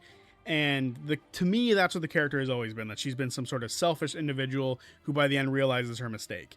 And I like that. I like that this character sort of admitted that she was kind of wrong to do what she did, and it kind of led them down the path that they were on. Same with Paisha. She did that too. So for me, I really enjoyed this character. I thought she was a lot of fun. She's sort of villainy, and I'm going to put her at, like, the top of B because I feel like that's where she belongs. Nidus, I'm going to be real with you guys. There's a lot of fun moments with him. Like, I love that he's, like, the dragon of Avalier, and that he, like, shut down the dragon when he summoned it again. It's like, no, we have to move. And I like that he's sort of a part of, like, the infrastructure, and he's a pirate who sort of became a banker, which I thought was really funny and entertaining. Outside of that, I kind of feel like he's the weakest of all of the characters in Calamity to me. Like, I feel like as far as, like, his story goes, it doesn't hit as hard. But that's just me personally. So I might have to put him closer to the bottom of B, maybe even high C. The high C's. That's where that character belongs. He belongs in the high C's as far as I'm concerned. I liked him. He had a lot of good moments. I just really don't feel like he had as many, like, good character defining moments with other players in that campaign. And I feel like he kind of had, like, you know, his position to me was the least interesting. Like, it was cool that he made all of those bag people, which their names escape me right now too, and I'm not looking that up. But I feel like Nidus was, like, the weakest. That being said, him showing up in the Mighty Nine series was fucking rad. So that was really cool. But I don't want to give that to this character because I don't think that makes a whole lot of sense timeline wise. Maybe it does. Anyway, I don't remember too much about the character. I like that he has a sibling. I like that he's a pirate who became a banker. I think that's really fun. I like that he's like the Dragon of Avalier, and like that whole situation was fun, like shutting that down. But honestly, I just don't remember too many moments from the character, so I kind of have to put him. I'll put him in low B. And then we have Paisha, who is a fun. I hope I'm saying her name right. Who is a fun character. I liked her connection to the Raven Queen. The subtle hint that they forgot his mother, or they forgot her mother's name, right? Because she became a god. And that to me was really cool. I love that she also has that selfishness about her, where she's like, we should all have the right to become gods. And that was her whole story of like, you know, she became a powerful wizard. I think she's a wizard. She might be a sorcerer. She grew in power because she felt like it was her right, just like how everyone should have the right to immortality, right? Like that was her whole thing. And she has probably one of the most memorable moments in Calamity, which is, are you weaker at your shoulder or your elbow? Like that's some hardcore metal shit. Like I love that. That was so cool and so fun. Again, though, as far as like, I feel, again, selfish character who sort of realizes that they were wrong, especially with what they did to Xerxes' fucking husband. But that character is fun and interesting. I'm just going to put Nidus up here. I feel like it's wrong separating them. You know what? I'm going to do this. Just so I don't get yelled at by you guys. They belong up there. Xerxes. Again, fun character. I like Paisha a lot. I think she's got some cool stuff. I love her connection to like magic and how basically the knowledge that she passed down is what the Cobalt Soul protects to this day. If I remember correctly, I might be a little wrong on that. I don't know. I need to... I've been going for like an hour, I think, with this. But overall, I like her character a lot. She's fun. She's interesting. I love her connection to the Raven Queen. It's really cool and really fun. It was sort of kind of out of left field. And I love that, just like Laren, she's got like a little bit of villainy in her about like their selfish desires and their selfish wants. I like that. I like that not all of these characters were just good people for the fact of being good. They were powerful individuals. They knew it, and they knew that they, in their mind, they deserved to have a little bit more control, and they deserved like godhood or control over Avalier. I love that shit. That's not a bad thing. They had their villainousness, and they realized they were wrong, and they protected Avalier in the end. I love that shit. I think it was a lot of fun. Xerxes. Xerxes is an interesting character to me. It was the first time I'd ever seen someone play a paladin without like divinity being a source of their power, which I thought was a really unique idea. The first Knight of Avalier, I love that technically he wasn't the first Knight of Avalier. He's the second Knight of Avalier because his husband, whose name escapes me, I'm sorry, was the first Knight of Avalier. And like Laren and Paisha, and I think maybe Nidus, all took part in like him trying to ascend to godhood, and it failed, and now he's a celestial being somewhere. And that sort of thing was really sad. And like their son having to sort of be sent off as he became a devil. He tried to, I love the moment where he's like trying to fix Asmodeus, and Asmodeus is like, but I've done nothing wrong. And then Time Stop and snaps him into a million pieces and rips him apart over and over again. Just one of the most visceral moments. And then just, I think he forces him to become a devil. Like that's his penance for trying to fix a god. And I love it. I think he's a lot of fun. He's a cool character. Deserves to be an A with these two. I think maybe Loquacious should go down here. Yeah, I'm going to put Loquacious there. These two are way cooler than the rest, in my opinion. I love these two. They're so much fun. They're so interesting. Okay, now we're on. I'm going to speed up through some more of these characters. I don't want to spend too much time on this, because this is going to be a fucking long video. Dariax. I've complained about Dariax in the past. I think I have to put him here.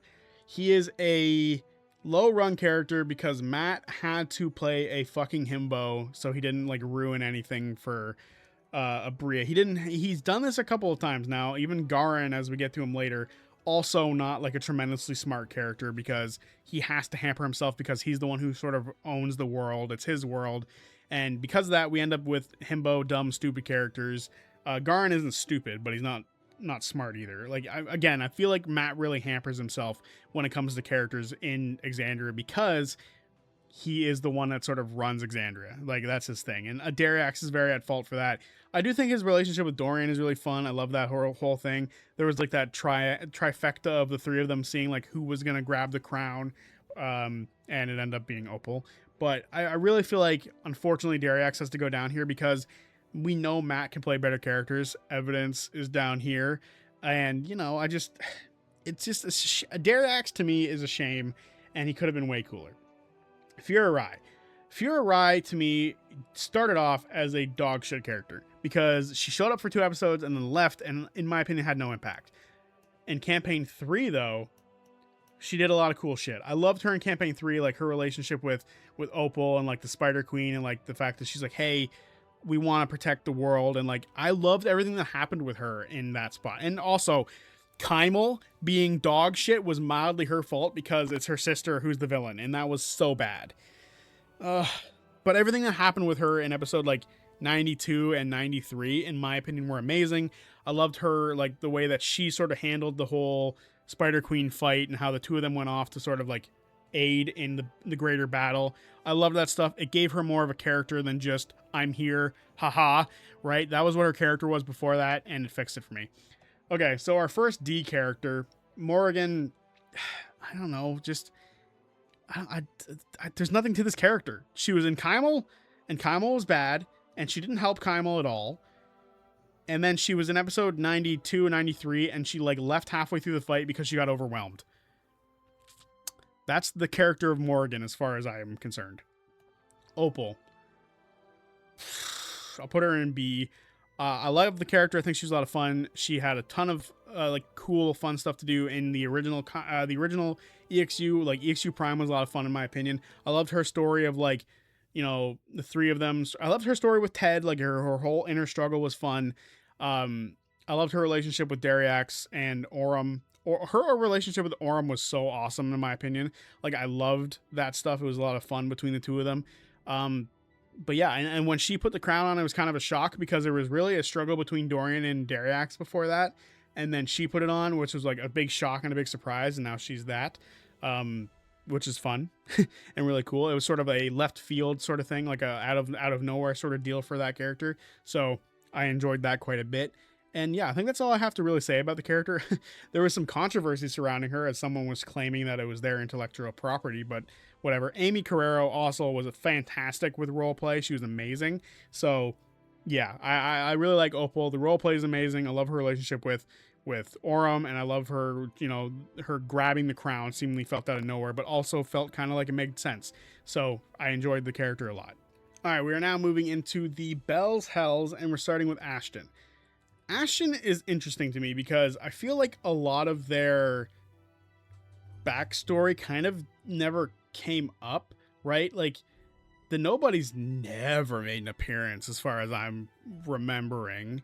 They just never kind of happened. They were sort of like elsewhere, but a lot of their backstory didn't need to show up because they had a lot of really strong, powerful relationships with other characters throughout the campaign. Like I loved Ashton's relationship with FCG, and I love like how they were sort of trying to protect each other. It was really cool. I loved his like romantic relationship with Fern, and eventually, in my opinion, had one of like the most compelling moments in the entire campaign, which was him trying to absorb the shard and he exploded. That was so. That moment led to like genuine strife between the cast, which is interesting, and like how like they didn't talk about it, and it led to some insane character choices moving forward throughout the campaign. But I loved that moment. I think Ashton having a connection with Bassaris, which was one of the most like used cities in the entire campaign. Like they went to Bassaris a lot, and Ashton having like a good understanding of Bassaris was fun. And yeah, I really did enjoy a lot of the stuff that happened with Ashton and FCG and Fern, and even when Chetney told him to leave, like that was a powerful moment too. Like Ashton is the source of a lot of very powerful moments. So I'm gonna put Ashton at like high B. I think that makes the most amount of sense for him. Bertrand Bell. Bertrand to me, I'm gonna have to put him like middle of C. He was in The Search for Grog. He was also in The Search for Bob, but he was a chicken shit in those 2 episodes. And then he was in campaign 3 as like a proxy character for Travis before he ended up getting killed off in a scripted death. And basically his whole purpose was to bring the Bells Hells together as a group. And he did that successfully. You can't deny that. He brought them together successfully, and they became a very fun, powerful group, and it was all because of him. But I have to put him beside his girl, because there wasn't much else to the character. Yes, he was trying to like become a true hero toward the end of his life, because beforehand he didn't feel like he successfully did that, and he wanted to, before he died, became a hero, and he did that. He created a hero group which ended up saving the world. Saving the world, saving the gods, saving the people, saving Ruidus. All of that happened because of him. I'm going to put him above his girl. So I'm going to put him above fucking Vax. You know what? I'm going to put him on the top of C, because that's where he belongs. He is the namesake of the Bell's Hells. He brought them together. They saved the world. Give that credit to that man. Give him the credit. All right, now we have Breas. I'm going to speed up a little bit. I said that before. I'm going to speed up again. I should take a bit more time with these characters, though. So Breas, I think, should be middle, maybe closer to high B, middle B. He sort of came in late to the campaign for obvious reasons, and his story didn't get delved into that much, but there was a lot of, like, interesting, like, moments where he was sort of struggling with, like, do I want to continue to follow Asmodeus? Do I want to stick with my friends? And eventually it came to a head where he had to make a choice, and he chose his friends, which I loved. It was, you know, these people showed that they cared for him a little bit. They were skeptical of him, as they should have been, because he was obviously working with Asmodeus. And, you know, he was at first an enemy of my enemy as my friend, because he was against lewdness and Ruidus and all that sort of stuff that was happening. And then eventually he turned in from enemy of my enemy to friend of my friend, which I loved. I thought his little story of that, and sort of being like, hey, I can shine somewhere else. I don't need this god who's probably been manipulating me for a while to tell me what to do. And I enjoyed it. He's like, I can rely on these people. I don't need to rely on a dude who's probably going to stab me in the back. It was a fun little story. Chetney Pokapee.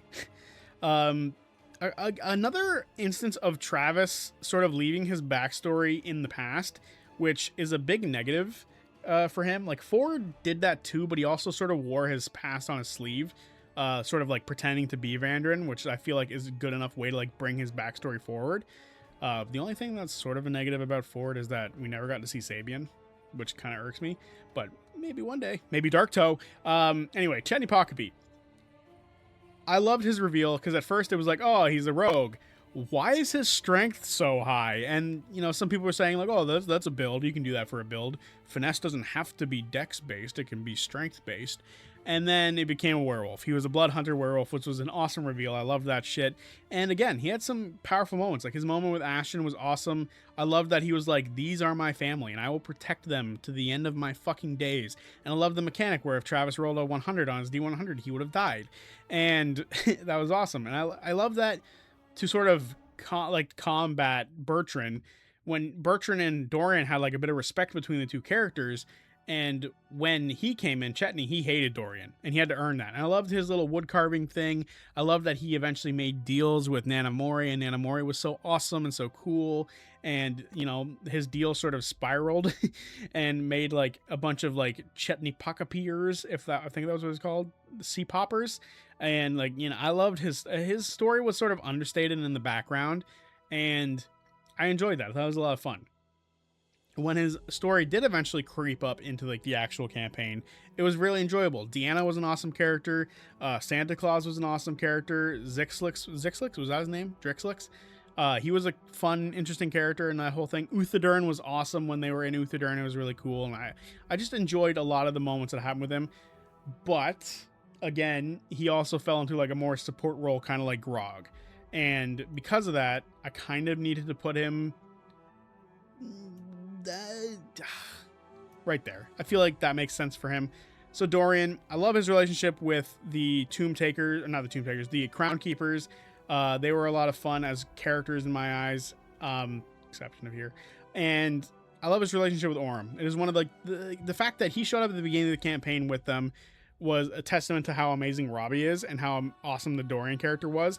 And by the end of the campaign, when he showed back up with the others, there was having to like re-earn that spot, if you will, and he earned it really quickly. Like Dorian himself and Robbie earned it really well. And I love that he was able to slide back into this group as if he had never left. And he was like, hey, these are my family, and I love these people. And like, I love, again, just a super fun time. And what was really cool about it was unfortunately, it came around the same time that FCG left. So he came in and sort of, kind of like Caduceus, became some sort of like healing thing, like a beacon of hope and light for the party after a very dark moment. And he continued to sort of have that throughout the campaign. And his story was really understated as well, with Cyrus dying, his brother, and his story of like putting everything down until he could no longer do that anymore, and then the Bell's Hells were there to sort of help him deal with his pain. I loved it. I thought it was a fun little story for Dorian. And again, his relationship with Fern is awesome. His relationship with Orym was awesome. Just he had fun relationships with characters, and his Chetney relationship was really good. And eventually, you know, the two of them found mutual respect between the two of them. I think I have to put him up here with Breus, Dorian, and Chetney. I feel like those are like good spots for them. FCG, S tier character. I love FCG. I love that the fucking one-eyed monster joke was set up so long before it got paid off. I love the whole Aor connection. Aor is one of my favorite locations, so obviously that just makes sense to me. Like Aor, FCG, and like I love the robotic stuff. I'm a sucker for Aor. Aor, big part of campaign 2, y'all. FCG is amazing. I love his relationship with all of the characters in the campaign, especially Ashton. Ashton and FCG bounce off each other super well, and it was just super entertaining. I loved every second of the two of them on screen together, and obviously the single most emotional moment in Critical Role, in my opinion, when FCG sacrificed themselves to stop Odahan shit your pants Thule.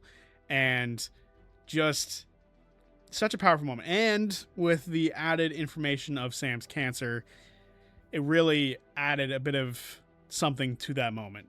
And the words he said, like how the party made him feel alive. Like he wasn't just wires and he wasn't just circuitry. He felt alive with them. Such a powerful, I'm tearing up thinking about it right now. Such a powerful moment. And even if you took everything else away from the FCG character, that moment puts them in S tier as far as I'm concerned. Just fucking amazing. So now we're on to Fern, who I have in the past described as my favorite Ashley character. And I think that's still going to hold true. I love her chaotic nature. I love that she's just a klepto. I think that shit's fun. I've talked about it before. I love her relationship with Ashton. I think it's a really fun one because it starts off as like mild rivalry, if you will, and then it turns into like something romantic, which is fun. But I also like that she's kind of flirty with other people, right? Like she's not like making decisions, right? She flirts with Breus a little bit. She flirts with Chetney a little bit. Like it happens. She flirts with fucking Mighty Nine characters and Vox Machina characters when it happens, right? She's all over the map and she's hilarious and fun. I love her Fae connection. I feel like that is probably one of the like least underused thing in Critical Role, at least in Exandria. Like there was a small connection with the Fae in campaign 1. I don't believe campaign 2 they ever went to the Fae Wild. Like they did go to, in campaign 1 they did go to the Fae for a while, like an extended period of time, but I don't feel like it was as much as it should have been, right? There should have been more. So campaign 3 giving us even more of it was great. I love Atheon Zethuda. Like Zethuda is awesome, and he's like one of the coolest designed characters in a long time. The dragon he had, I forget the name of it, but it's based on a Jabberwock from what I gather. Also badass. So for me, a Jabberwocky, whatever the heck it's called. I loved everything surrounding Fern. Like Ira was from Fern's backstory, kind of, or at least loosely connected to it. Nana, fucking Mori, one of the single coolest characters in Critical Role. The Ligament Manor, one of the single coolest locations in Critical Role. Like, just magnificent stuff as far as I'm concerned. And it's all connected to Fern, and Fern is the best. I don't think there's too many people arguing that fact. She is, in my opinion, the best Ashley character. Do I represent this by doing that? I think I do. All right. Do I have any moments I want to talk about? No, I think we're gonna like stop. If I don't need to, I won't talk about moments. Like I think I covered the character pretty well.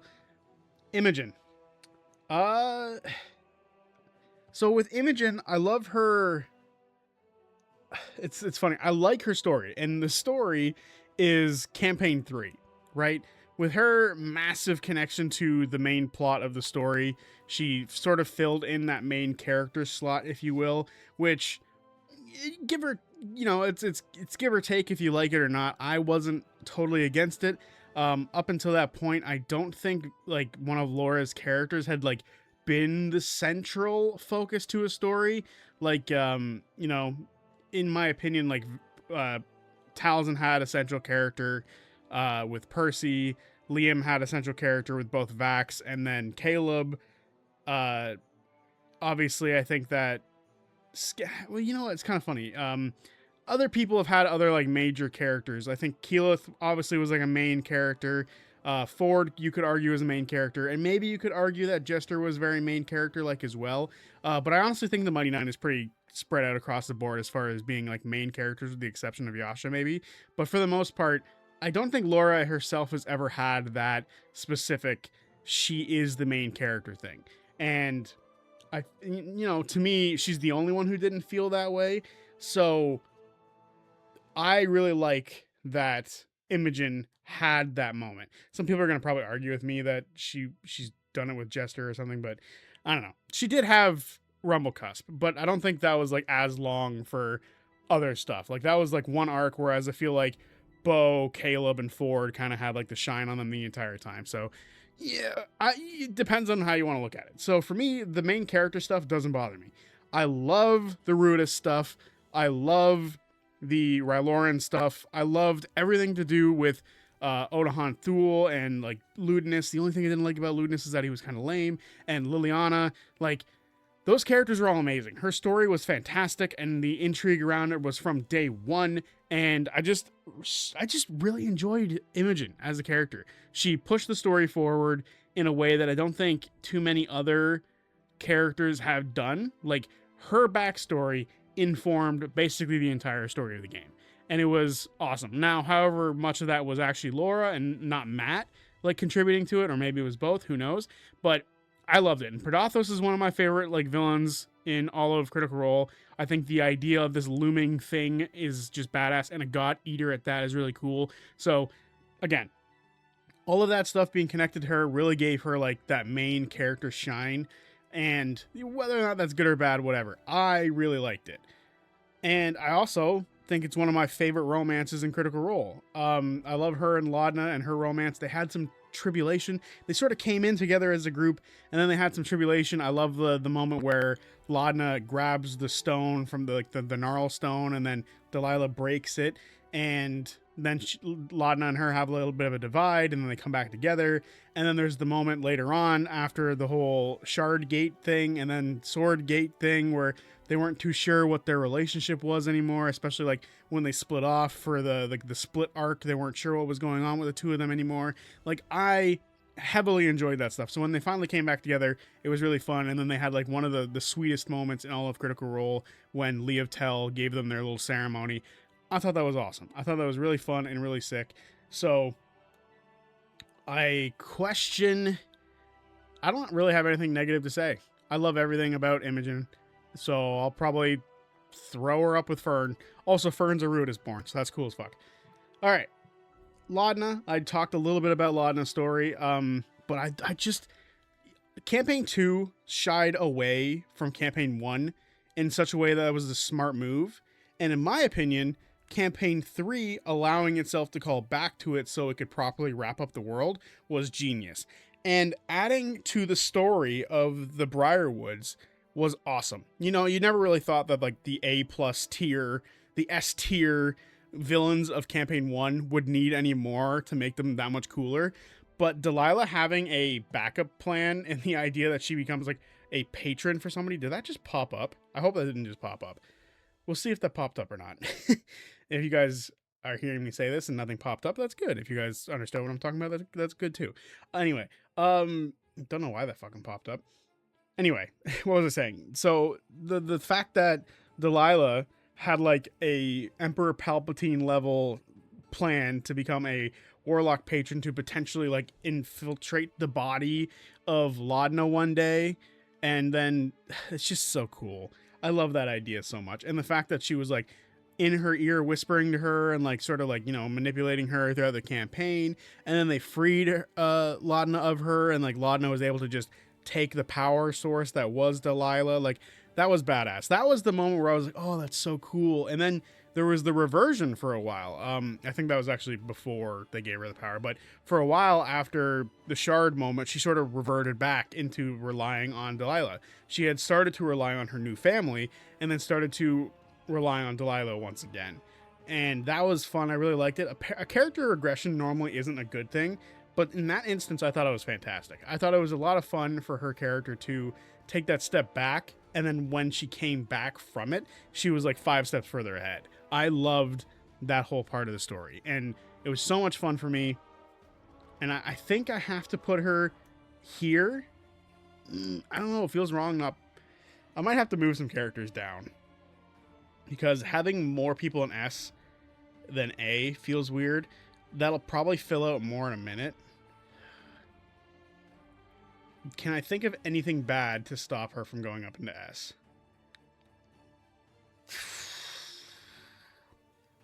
Nope, I cannot. I like Laudna a lot. I don't think I can put her very low. I love her whole vibe. It's creepy as fuck. Also, her vibe's amazing. I didn't talk about that yet. Her vibe is fantastic. I love the inspire. Like, okay, not only is one of my favorite backstory ideas of all time is this dead woman sleeping in this guy's house for 30 plus years. That's fucked up. That's insane. He had no idea. This guy, the dude with really high wisdom, had no fucking clue that she was living in his house. Wild. That was crazy. I love that shit. That side mission that the ladies went on, the witches went on in that episode and burned down Delilah's room, which then inspired an episode in Legend of Vox Machina. Come on. That was great. That was fucking badass and cool. All right, moving on to Aurum. So basically, I'm also ranking Derek here too. You know what? I'll just say it for the sake of things. Derek would probably go down in C or D because Derek was whatever. But with Aurum, Derek would be a little higher at B. Aurum is awesome. I feel like I've said that a couple times up here. Derek.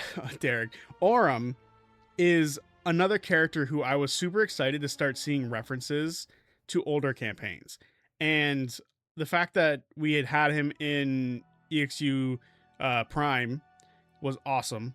And we got to learn about like what the Ashari are like now, and that there's, you know, he's like the next generation down of what Derek was, the character from Danlin's Closet.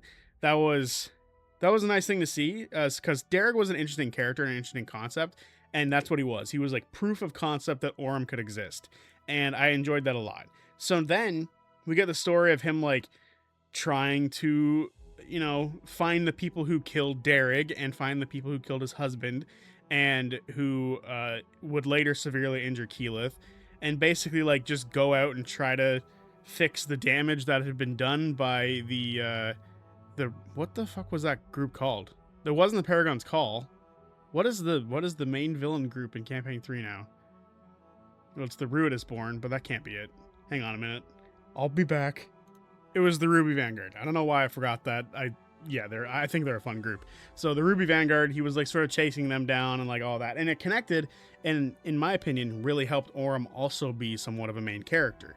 It connected back to the Ruidusborn and all that stuff. So I really enjoyed how these two had connections to the Ruidusborn and stuff like that. And I thought that was a lot of fun.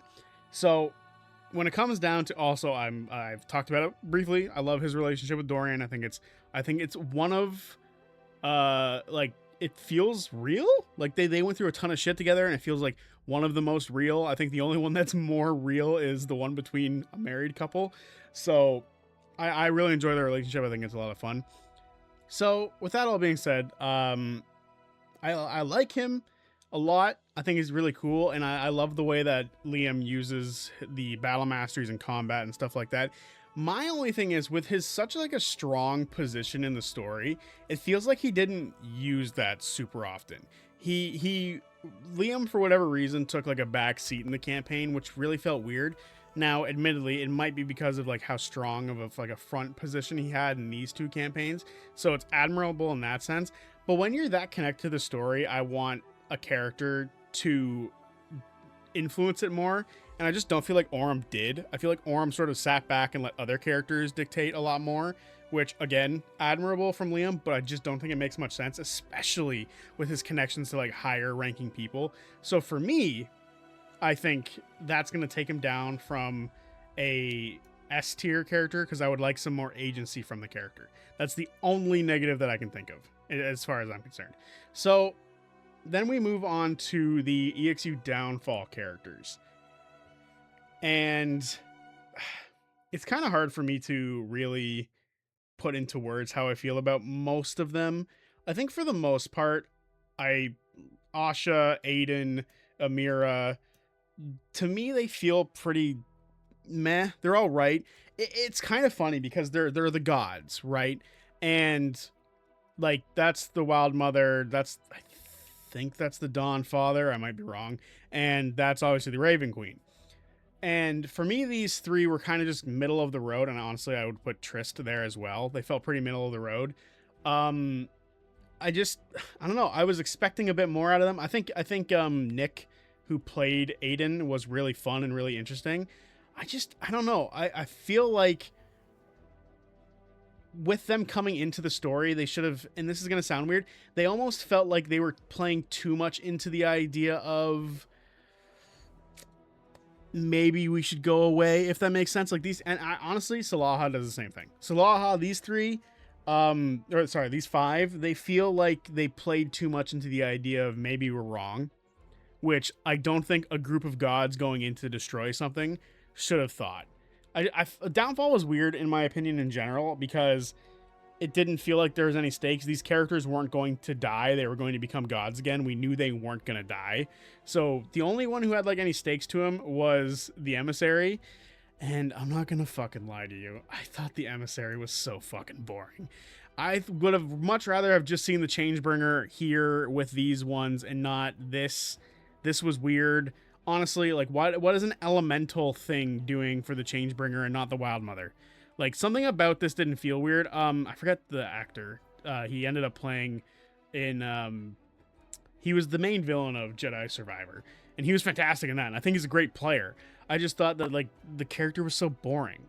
He just stood there, looked at things, and went, Changebringer mommy, and then went and blew up a fucking tower, which admittedly, him destroying the hammer was really cool.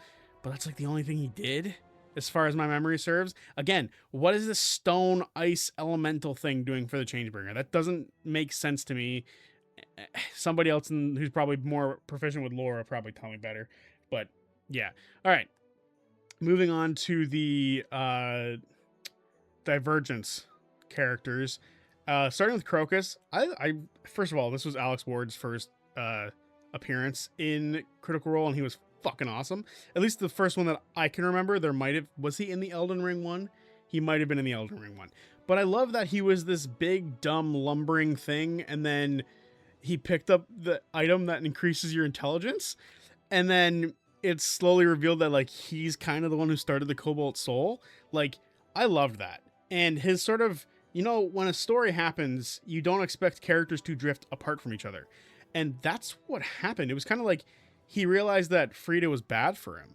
And I weirdly liked that, like, seeing a character go, oh, this relationship doesn't work.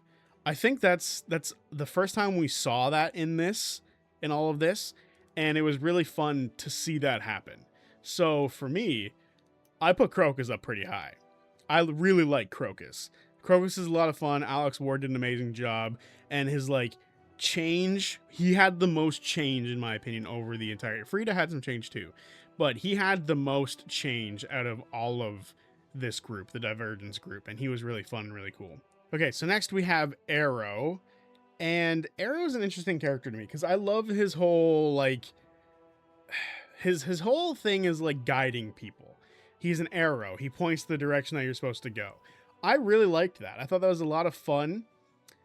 For me, the only thing that sort of held him back was, and it works well for the character and, like, for the time frame. I was just, at the time, I was kind of done with Liam playing sad boy characters, and he did it here yet again with Arrow, where like he had lost another loved one. Admittedly, it makes sense in the time of calamity and all that sort of stuff, so it makes a lot of sense. But I don't know. I don't think every character needs to be like that. And this was to me like the come on, dude. Like this was the third one.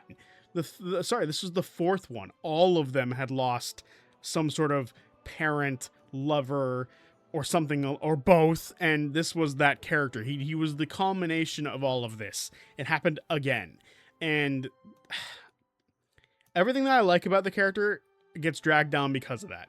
Like, Crocus didn't feel like Crocus is in this bad situation too, but he still had people, right? He had Frida and the other people part of the gang, and we don't know what happened to his parents. Frida hatched him, right? So you can do stuff like that to not be such a Debbie Downer. And even Frida wasn't a Debbie Downer. And I'm getting to Frida now.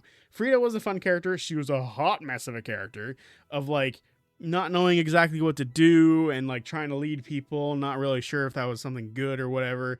And I like that this is a character who sort of admits to their faults. I like their story of realizing that they're not a good mom to Crocus, and realizing that splitting off is a good idea for the two of them.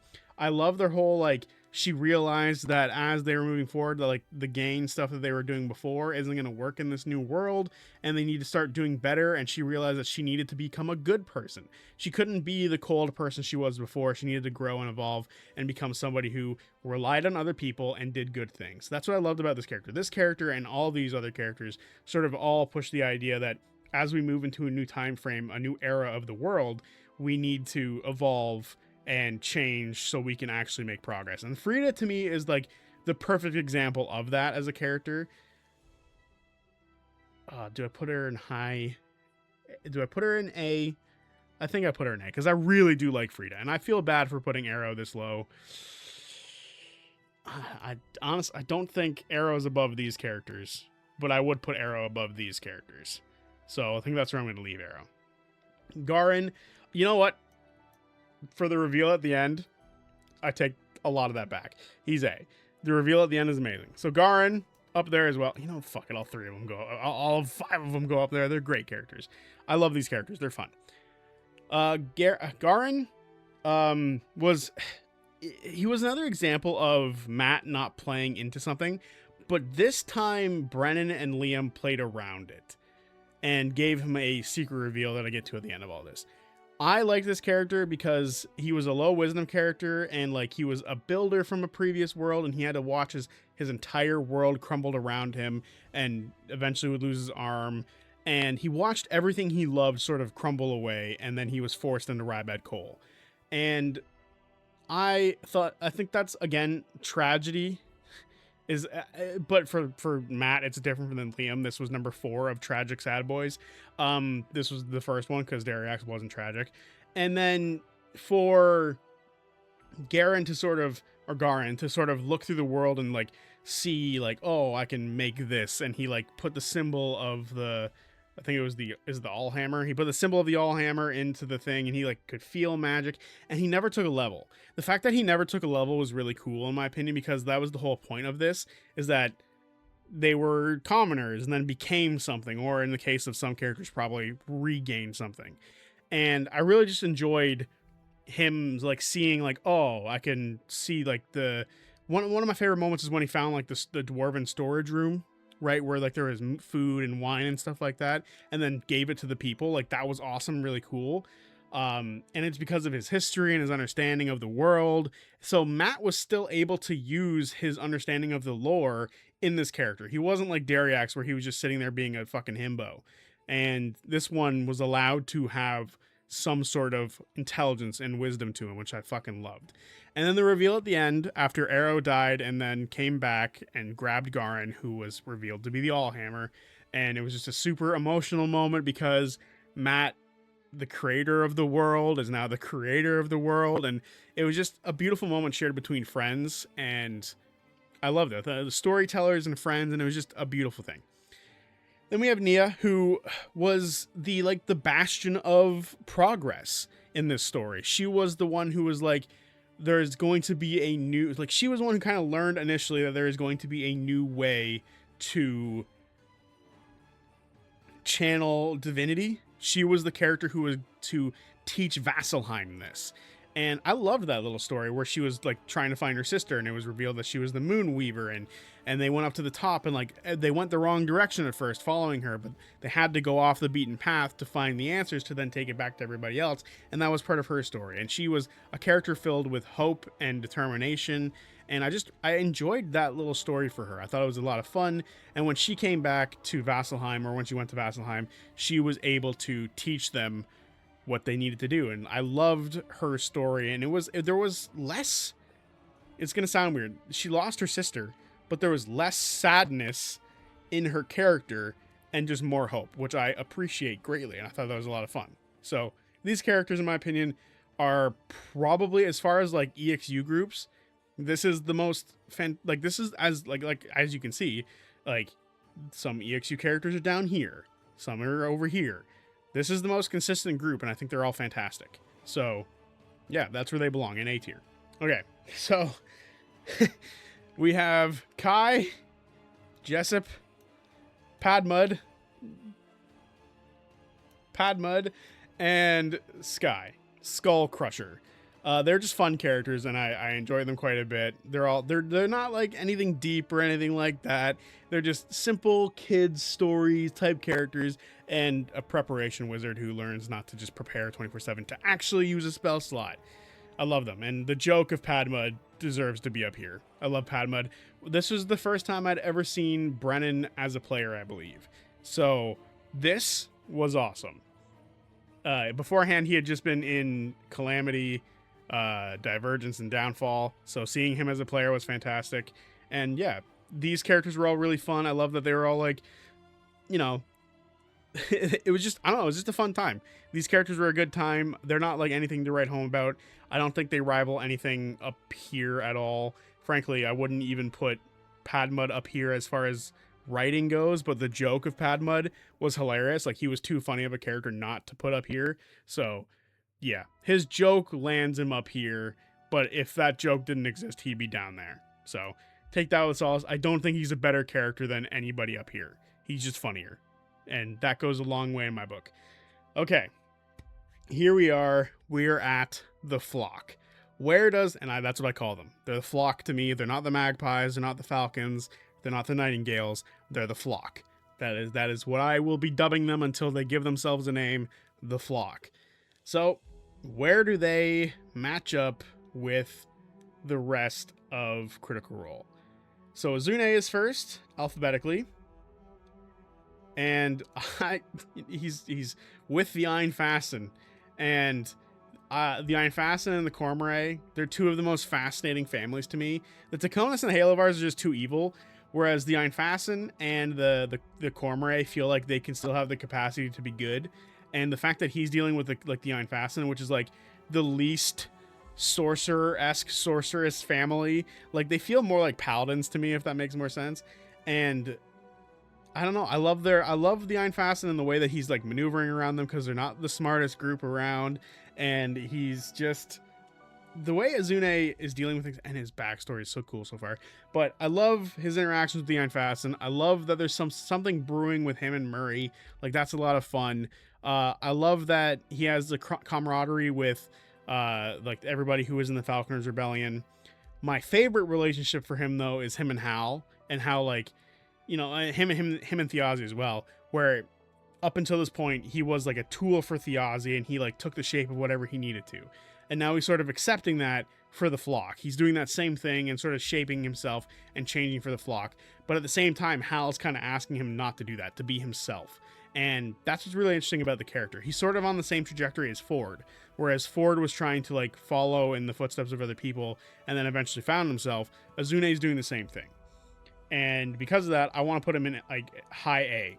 I think Azune is belonging up here. He's a fantastic character. He's weirdly probably like the best built character in this entire group, with the exception of maybe Xerxes, the other Louis character.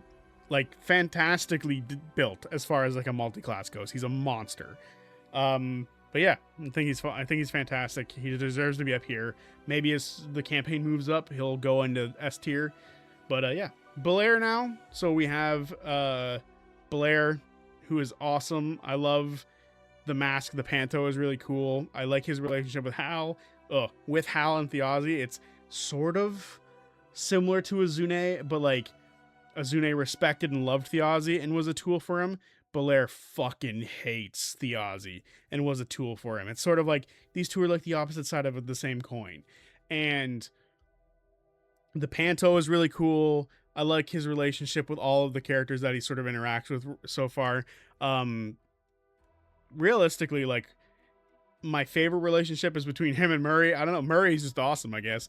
And I love that the two of them sort of like bounce ideas off each other. And like him and Hal have a great relationship about like, you know, Hal made him feel normal, which is nice.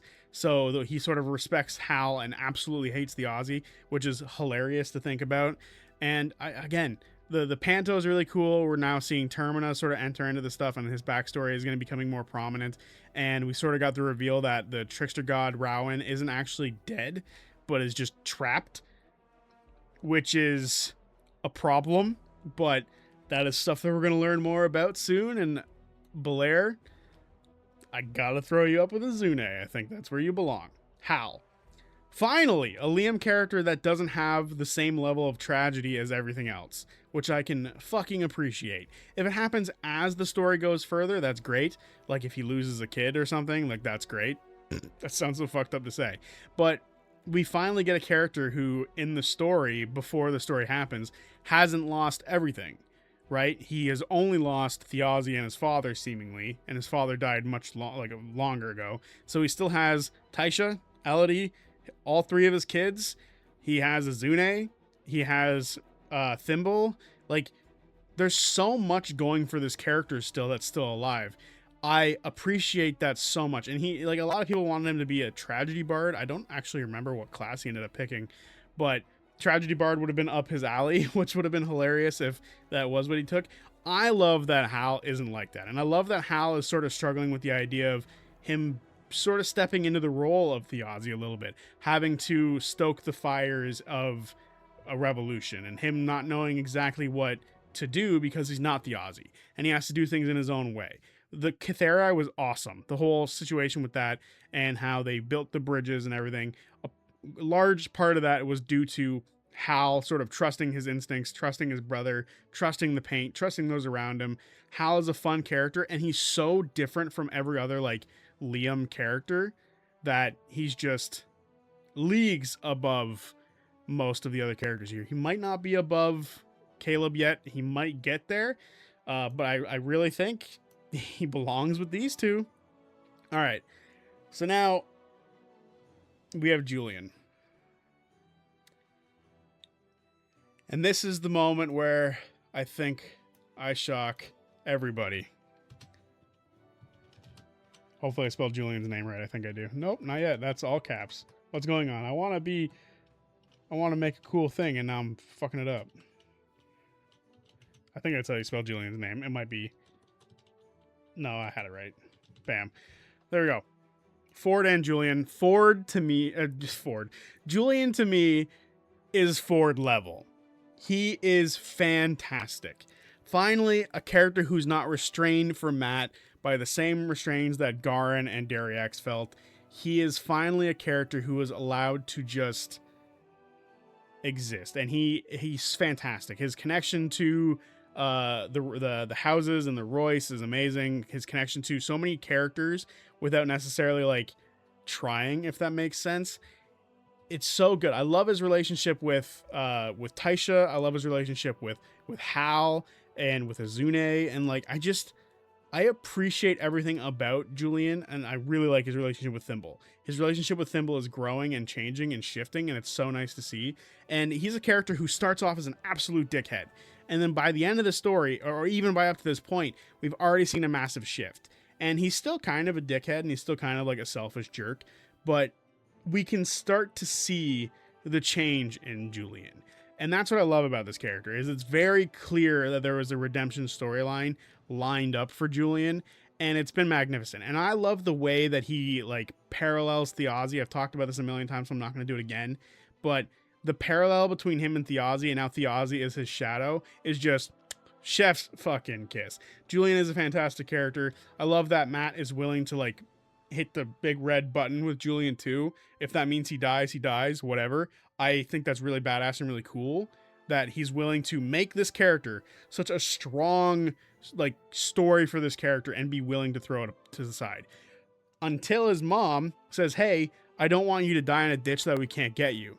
So he chooses not to save someone, which is so in character. I love that everything that's happened with Julian so far has, even with him changing character, like with him changing over time, everything he's done still feels in character. And I love that a lot. All right, enough Julian gushing, because Julian and Ford are on a league of their own. Cadigan. We're learning more about Cadigan as time goes forward, but for a long time, he was like down here in these two rankings, in my opinion. And it wasn't until the convergence where we started to learn more about him, where he's like really struggling with being with all these people. He doesn't know if he fits in. And then we learned that his love was killed and snuffed out. And we learned that that face was Primus Draconis. There's still so much to learn about this character that I feel like it's necessary to still keep him down here and not be up here quite yet. But soon, there's got to be a reveal for the connection for Wulfric and him, and there's going to be a true reveal as to why Primus Draconis did what he did. So that feels like that's the right spot for Cadigan. So then we have Murray. It would be kind of stupid to have talked so much good about Murray so far and not put Murray at least up with everybody else that we've talked good about. I can't wait to learn more about the Pentevrel. Like, that is something I'm excited for. But I love how she's like this wizard who doesn't know when to shut up. There's been so many times where this character has been like near death, and then when it became the most clutch, she had one of the greatest episodes of all time where she like tried to use her portent to just kill off Yenneса Halovar. Like, that was one of the best moments of campaign 4 so far. And then on top of that, when she held her action to like stay invisible to give King Gus everything he needed and slide the sword, slide the shield, and then literally use the shield glyph for him. It was just such a good series of moves from her, and everything was so in character. I love that she's like, it's kind of weird. She shifts who she is a little bit, like the tiniest bit. She's still Murray, country bumpkin Murray. But then when she talks to different people, she sort of shifts who she is, which is kind of interesting and like really fun to watch as she like talks to an underground seedy person and then talks to a king and sort of switches up who she is. I love watching Murray shift around and like maneuver and watch as a wizard basically does a lot of really like not wizard things. Like, she's the most not wizard of all time, and it's awesome to watch. And again, love her relationship with Azune, love her relationship with Belair. I kind of like that she sort of understands from like a perspective of like, not necessarily wanting to ruin Hal's life, that she does what she does. I enjoy this character a lot, and I think Marisha does a fantastic job of RP with her. She's fantastic. Octus. I think Octus rules. First of all, his vibe is really cool. I put him right next to the other dead person. I love this stuff apparently. But I just like how over the story has gone. Like, we've seen a character who wasn't sure of himself, was confused about what he is, and he's now using what he is, who he is, to his advantage, right? He's different from all of the other Draconis's, but he still understands that he can use the same types of magic in a better way. I love that he like uses his body as like a conduit because he doesn't need his blood anymore, so he uses it for his magic, and then he like is still summoning the dead and manipulating the dead and manipulating the Tenebral Reaches when they're in Obermus Manor, and he's doing it in a fashion for good. So he's showing that necromancy can still be used in a positive light, which I really like. I think that's really fun. And at the beginning of the story, we had like this really complicated relationship between him and Taisha, and then they've sort of drifted apart. Another sort of situation kind of like Crocus and Frida. Yeah. Friedra. I fucking hope I've said her name right now. But I like this sort of thing, and we're seeing that same thing play out with him and Taisha, where they're sort of drifting apart, like realizing that the two of them can't really work together right now and they need space. I enjoy that story a lot for the two of them. And I also love that as they move forward, like Julian and him, they were sort of sticking together because Julian wanted to make sure that he wasn't a traitor, and then so he could kill his family. And now there's sort of a bond being formed between the two of them, which I think is really fun. It's not necessarily, I don't think it's a romantic one. I know some people are cheering for that. I don't think that's what the case is. It could be, but there's also a potential for Valus and Octus. But right now, there seems to be some sort of like, why do you care thing between the two of them. Like, there seems to be like some sort of brotherly bond forming because they're both sort of on the outs of their family. One who's been kicked out and one who's the only remaining family member, and like are one of few. So I don't know. I really like their dynamic. I think it's a lot of fun. So S tier for Octus, I feel like is the right place. Maybe some people are going to be a little mad that I didn't put, and this has changed. This has definitely changed from when I recently did it. Like the opinions on these characters have changed quite a lot, in my opinion. Yeah, no shit. Teor for me was an interesting case of a character, because I was really fascinated on the idea of like where his divine source was coming from. And I love that this was a character that Travis wasn't just letting his past be the past. Like, it's gone, we don't have to worry about it. Teor lived in the past. Like we saw so many times that he was connected to it with Sid, through his father, through whatever their roar is, like whatever like their divine spirit that is that gives them power. Like he seemed to have been ruminating in that quite a lot. And the unfortunate truth is he was killed off. So he and Sid were killed off. So we're likely to never get answers as to what it was. I have theories that it was some sort of like celestial beast. So maybe something like that, like a celestial lion somewhere off in the distance in some like forever savannah plain, wherever the hell it would have been. But, you know, it's unfortunate that the character was killed off. And I like his relationship with Cadigan, Thimble, Azune. There was a lot of good stuff with him and his relationship with Wick and Tyranny was fantastic. His protector, and then realizing that the two of them were kind of protecting each other. It was just a good time for Teor, and unfortunately he was snuffed out. So I'm gonna put him lower because we will never get to see like the completion of his story. So I'm gonna put him with Cadigan, and I feel like that's the right place for him right now. Taisha. I love Taisha. I think Taisha's a lot of fun. She is a character who is sort of looking at the world differently, right? So many people are like specifically as like as far as druids go, she understands that there's like different ways to do things. Whereas a lot of druids are like, they described it as hitting their heads up against the mountain for ages. She took a step back and looked at it and saw that they could go around it or something like that. I like that a lot. And I like that she's sort of being confrontational with the druids. She's confrontational with everybody, but I really appreciate her relationship with certain characters. Like her and Valus was really fun. It's a shame that those two characters are separating for a while because the Nightingale thing is what they had together. So it's going to be a while before that gets concluded. Her and Octus, I've already talked about, has a fantastic relationship. The real fun one for her is, the two real fun ones, is Julian and her, which I think is fantastic, about how like they have that common thread with Elodie, and not Elodie, with Aranessa, because Aranessa is like her sister, and then Julian is like the protector of Aranessa. But then they were sort of like looking at it from two different directions. Like obviously the two of them hate each other, but they both like Aranessa. So I really like that whole dynamic, and they sort of backed each other up quite a lot, which was unexpected in my opinion. The two of them realized that the right moments to put their pride aside and to back each other up. So I think she belongs up there with the others. All right, now we have Thimble. And we've talked about how much I like the Fae in the past, so seeing the Fae being so properly represented is badass to me. I love Thimble. I love that she is so connected to Thiazi, and like she is like the main gateway for us to like learn about Thiazi, which is really fun in my opinion. I've just been enjoying so much about her backstory. I love that her connection. I think she has the most connections, like with the most amount of characters. Like she has connections with Hal, she has connections with Belair, she has connections with Azune, she has connections with Teor, Cadigan, Julian.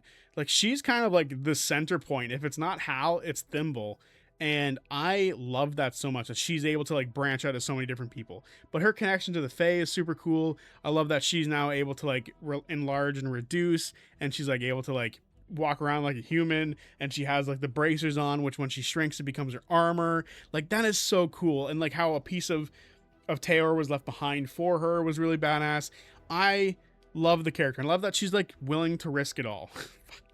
Hate that move, but still, she's willing to risk it to protect people. She went back into Obermus Manor for her friends, and I love that a lot. I think that is a very good show of who her character is, and I'm so excited to learn more about her. I love Twig.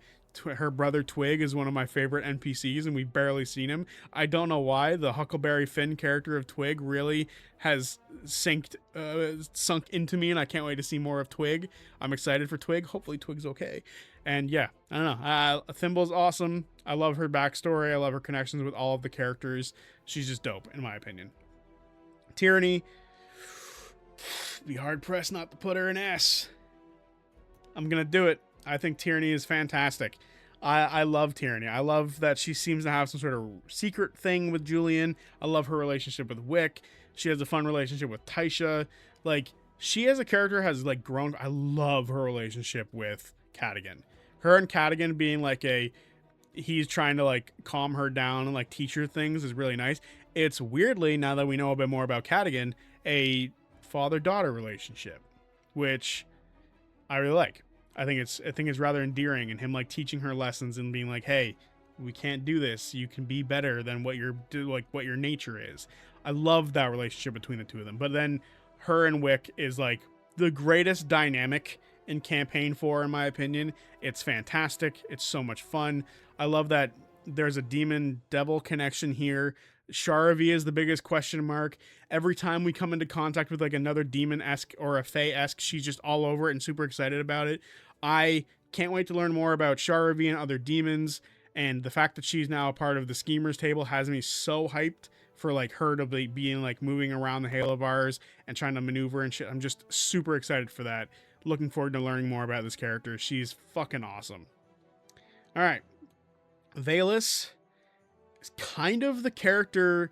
Yes, it's the Fae vibes again, but a little bit less than Thimble, obviously. I just want to know more about her, and I feel like she's. Last time when I did this, I like ranked them. I had ranked her and Cadigan really low, but they've moved up because I love her relationship with Hannon.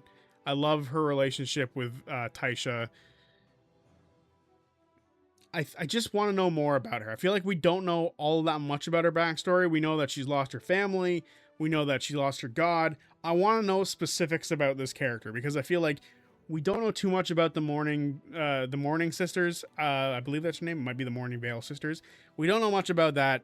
So for me, I want to learn more about this character before I say too much. But I do like her relationship with certain characters. Specifically, her relationship with Hannon was really fun. So that was cool.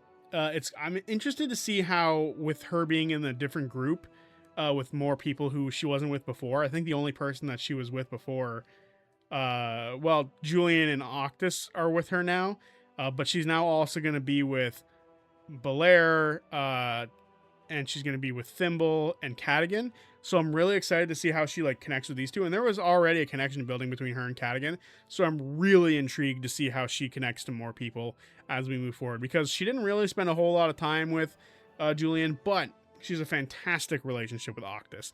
She is teaching Octus how to like understand and be more comfortable with his body, because she also doesn't sleep. So I'm excited to see what more of their relationship blossoms into. Whether it's romantic or not, I don't care. I think it's just gonna be fun regardless. So now finally we have Wickander Halovar. Where do I put Wick? Because I think he's a fantastic character.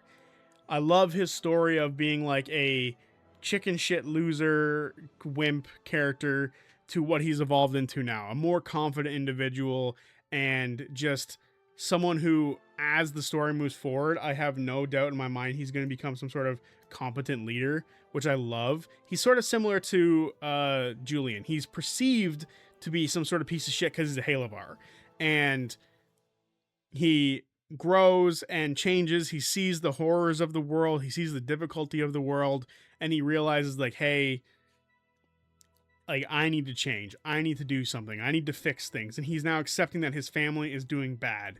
And I love that he's going to be taking a more dominant position. He's now willing to be underhanded. He has grown into such a different character. He has evolved over the course of the story and gone like, this is who I need to become.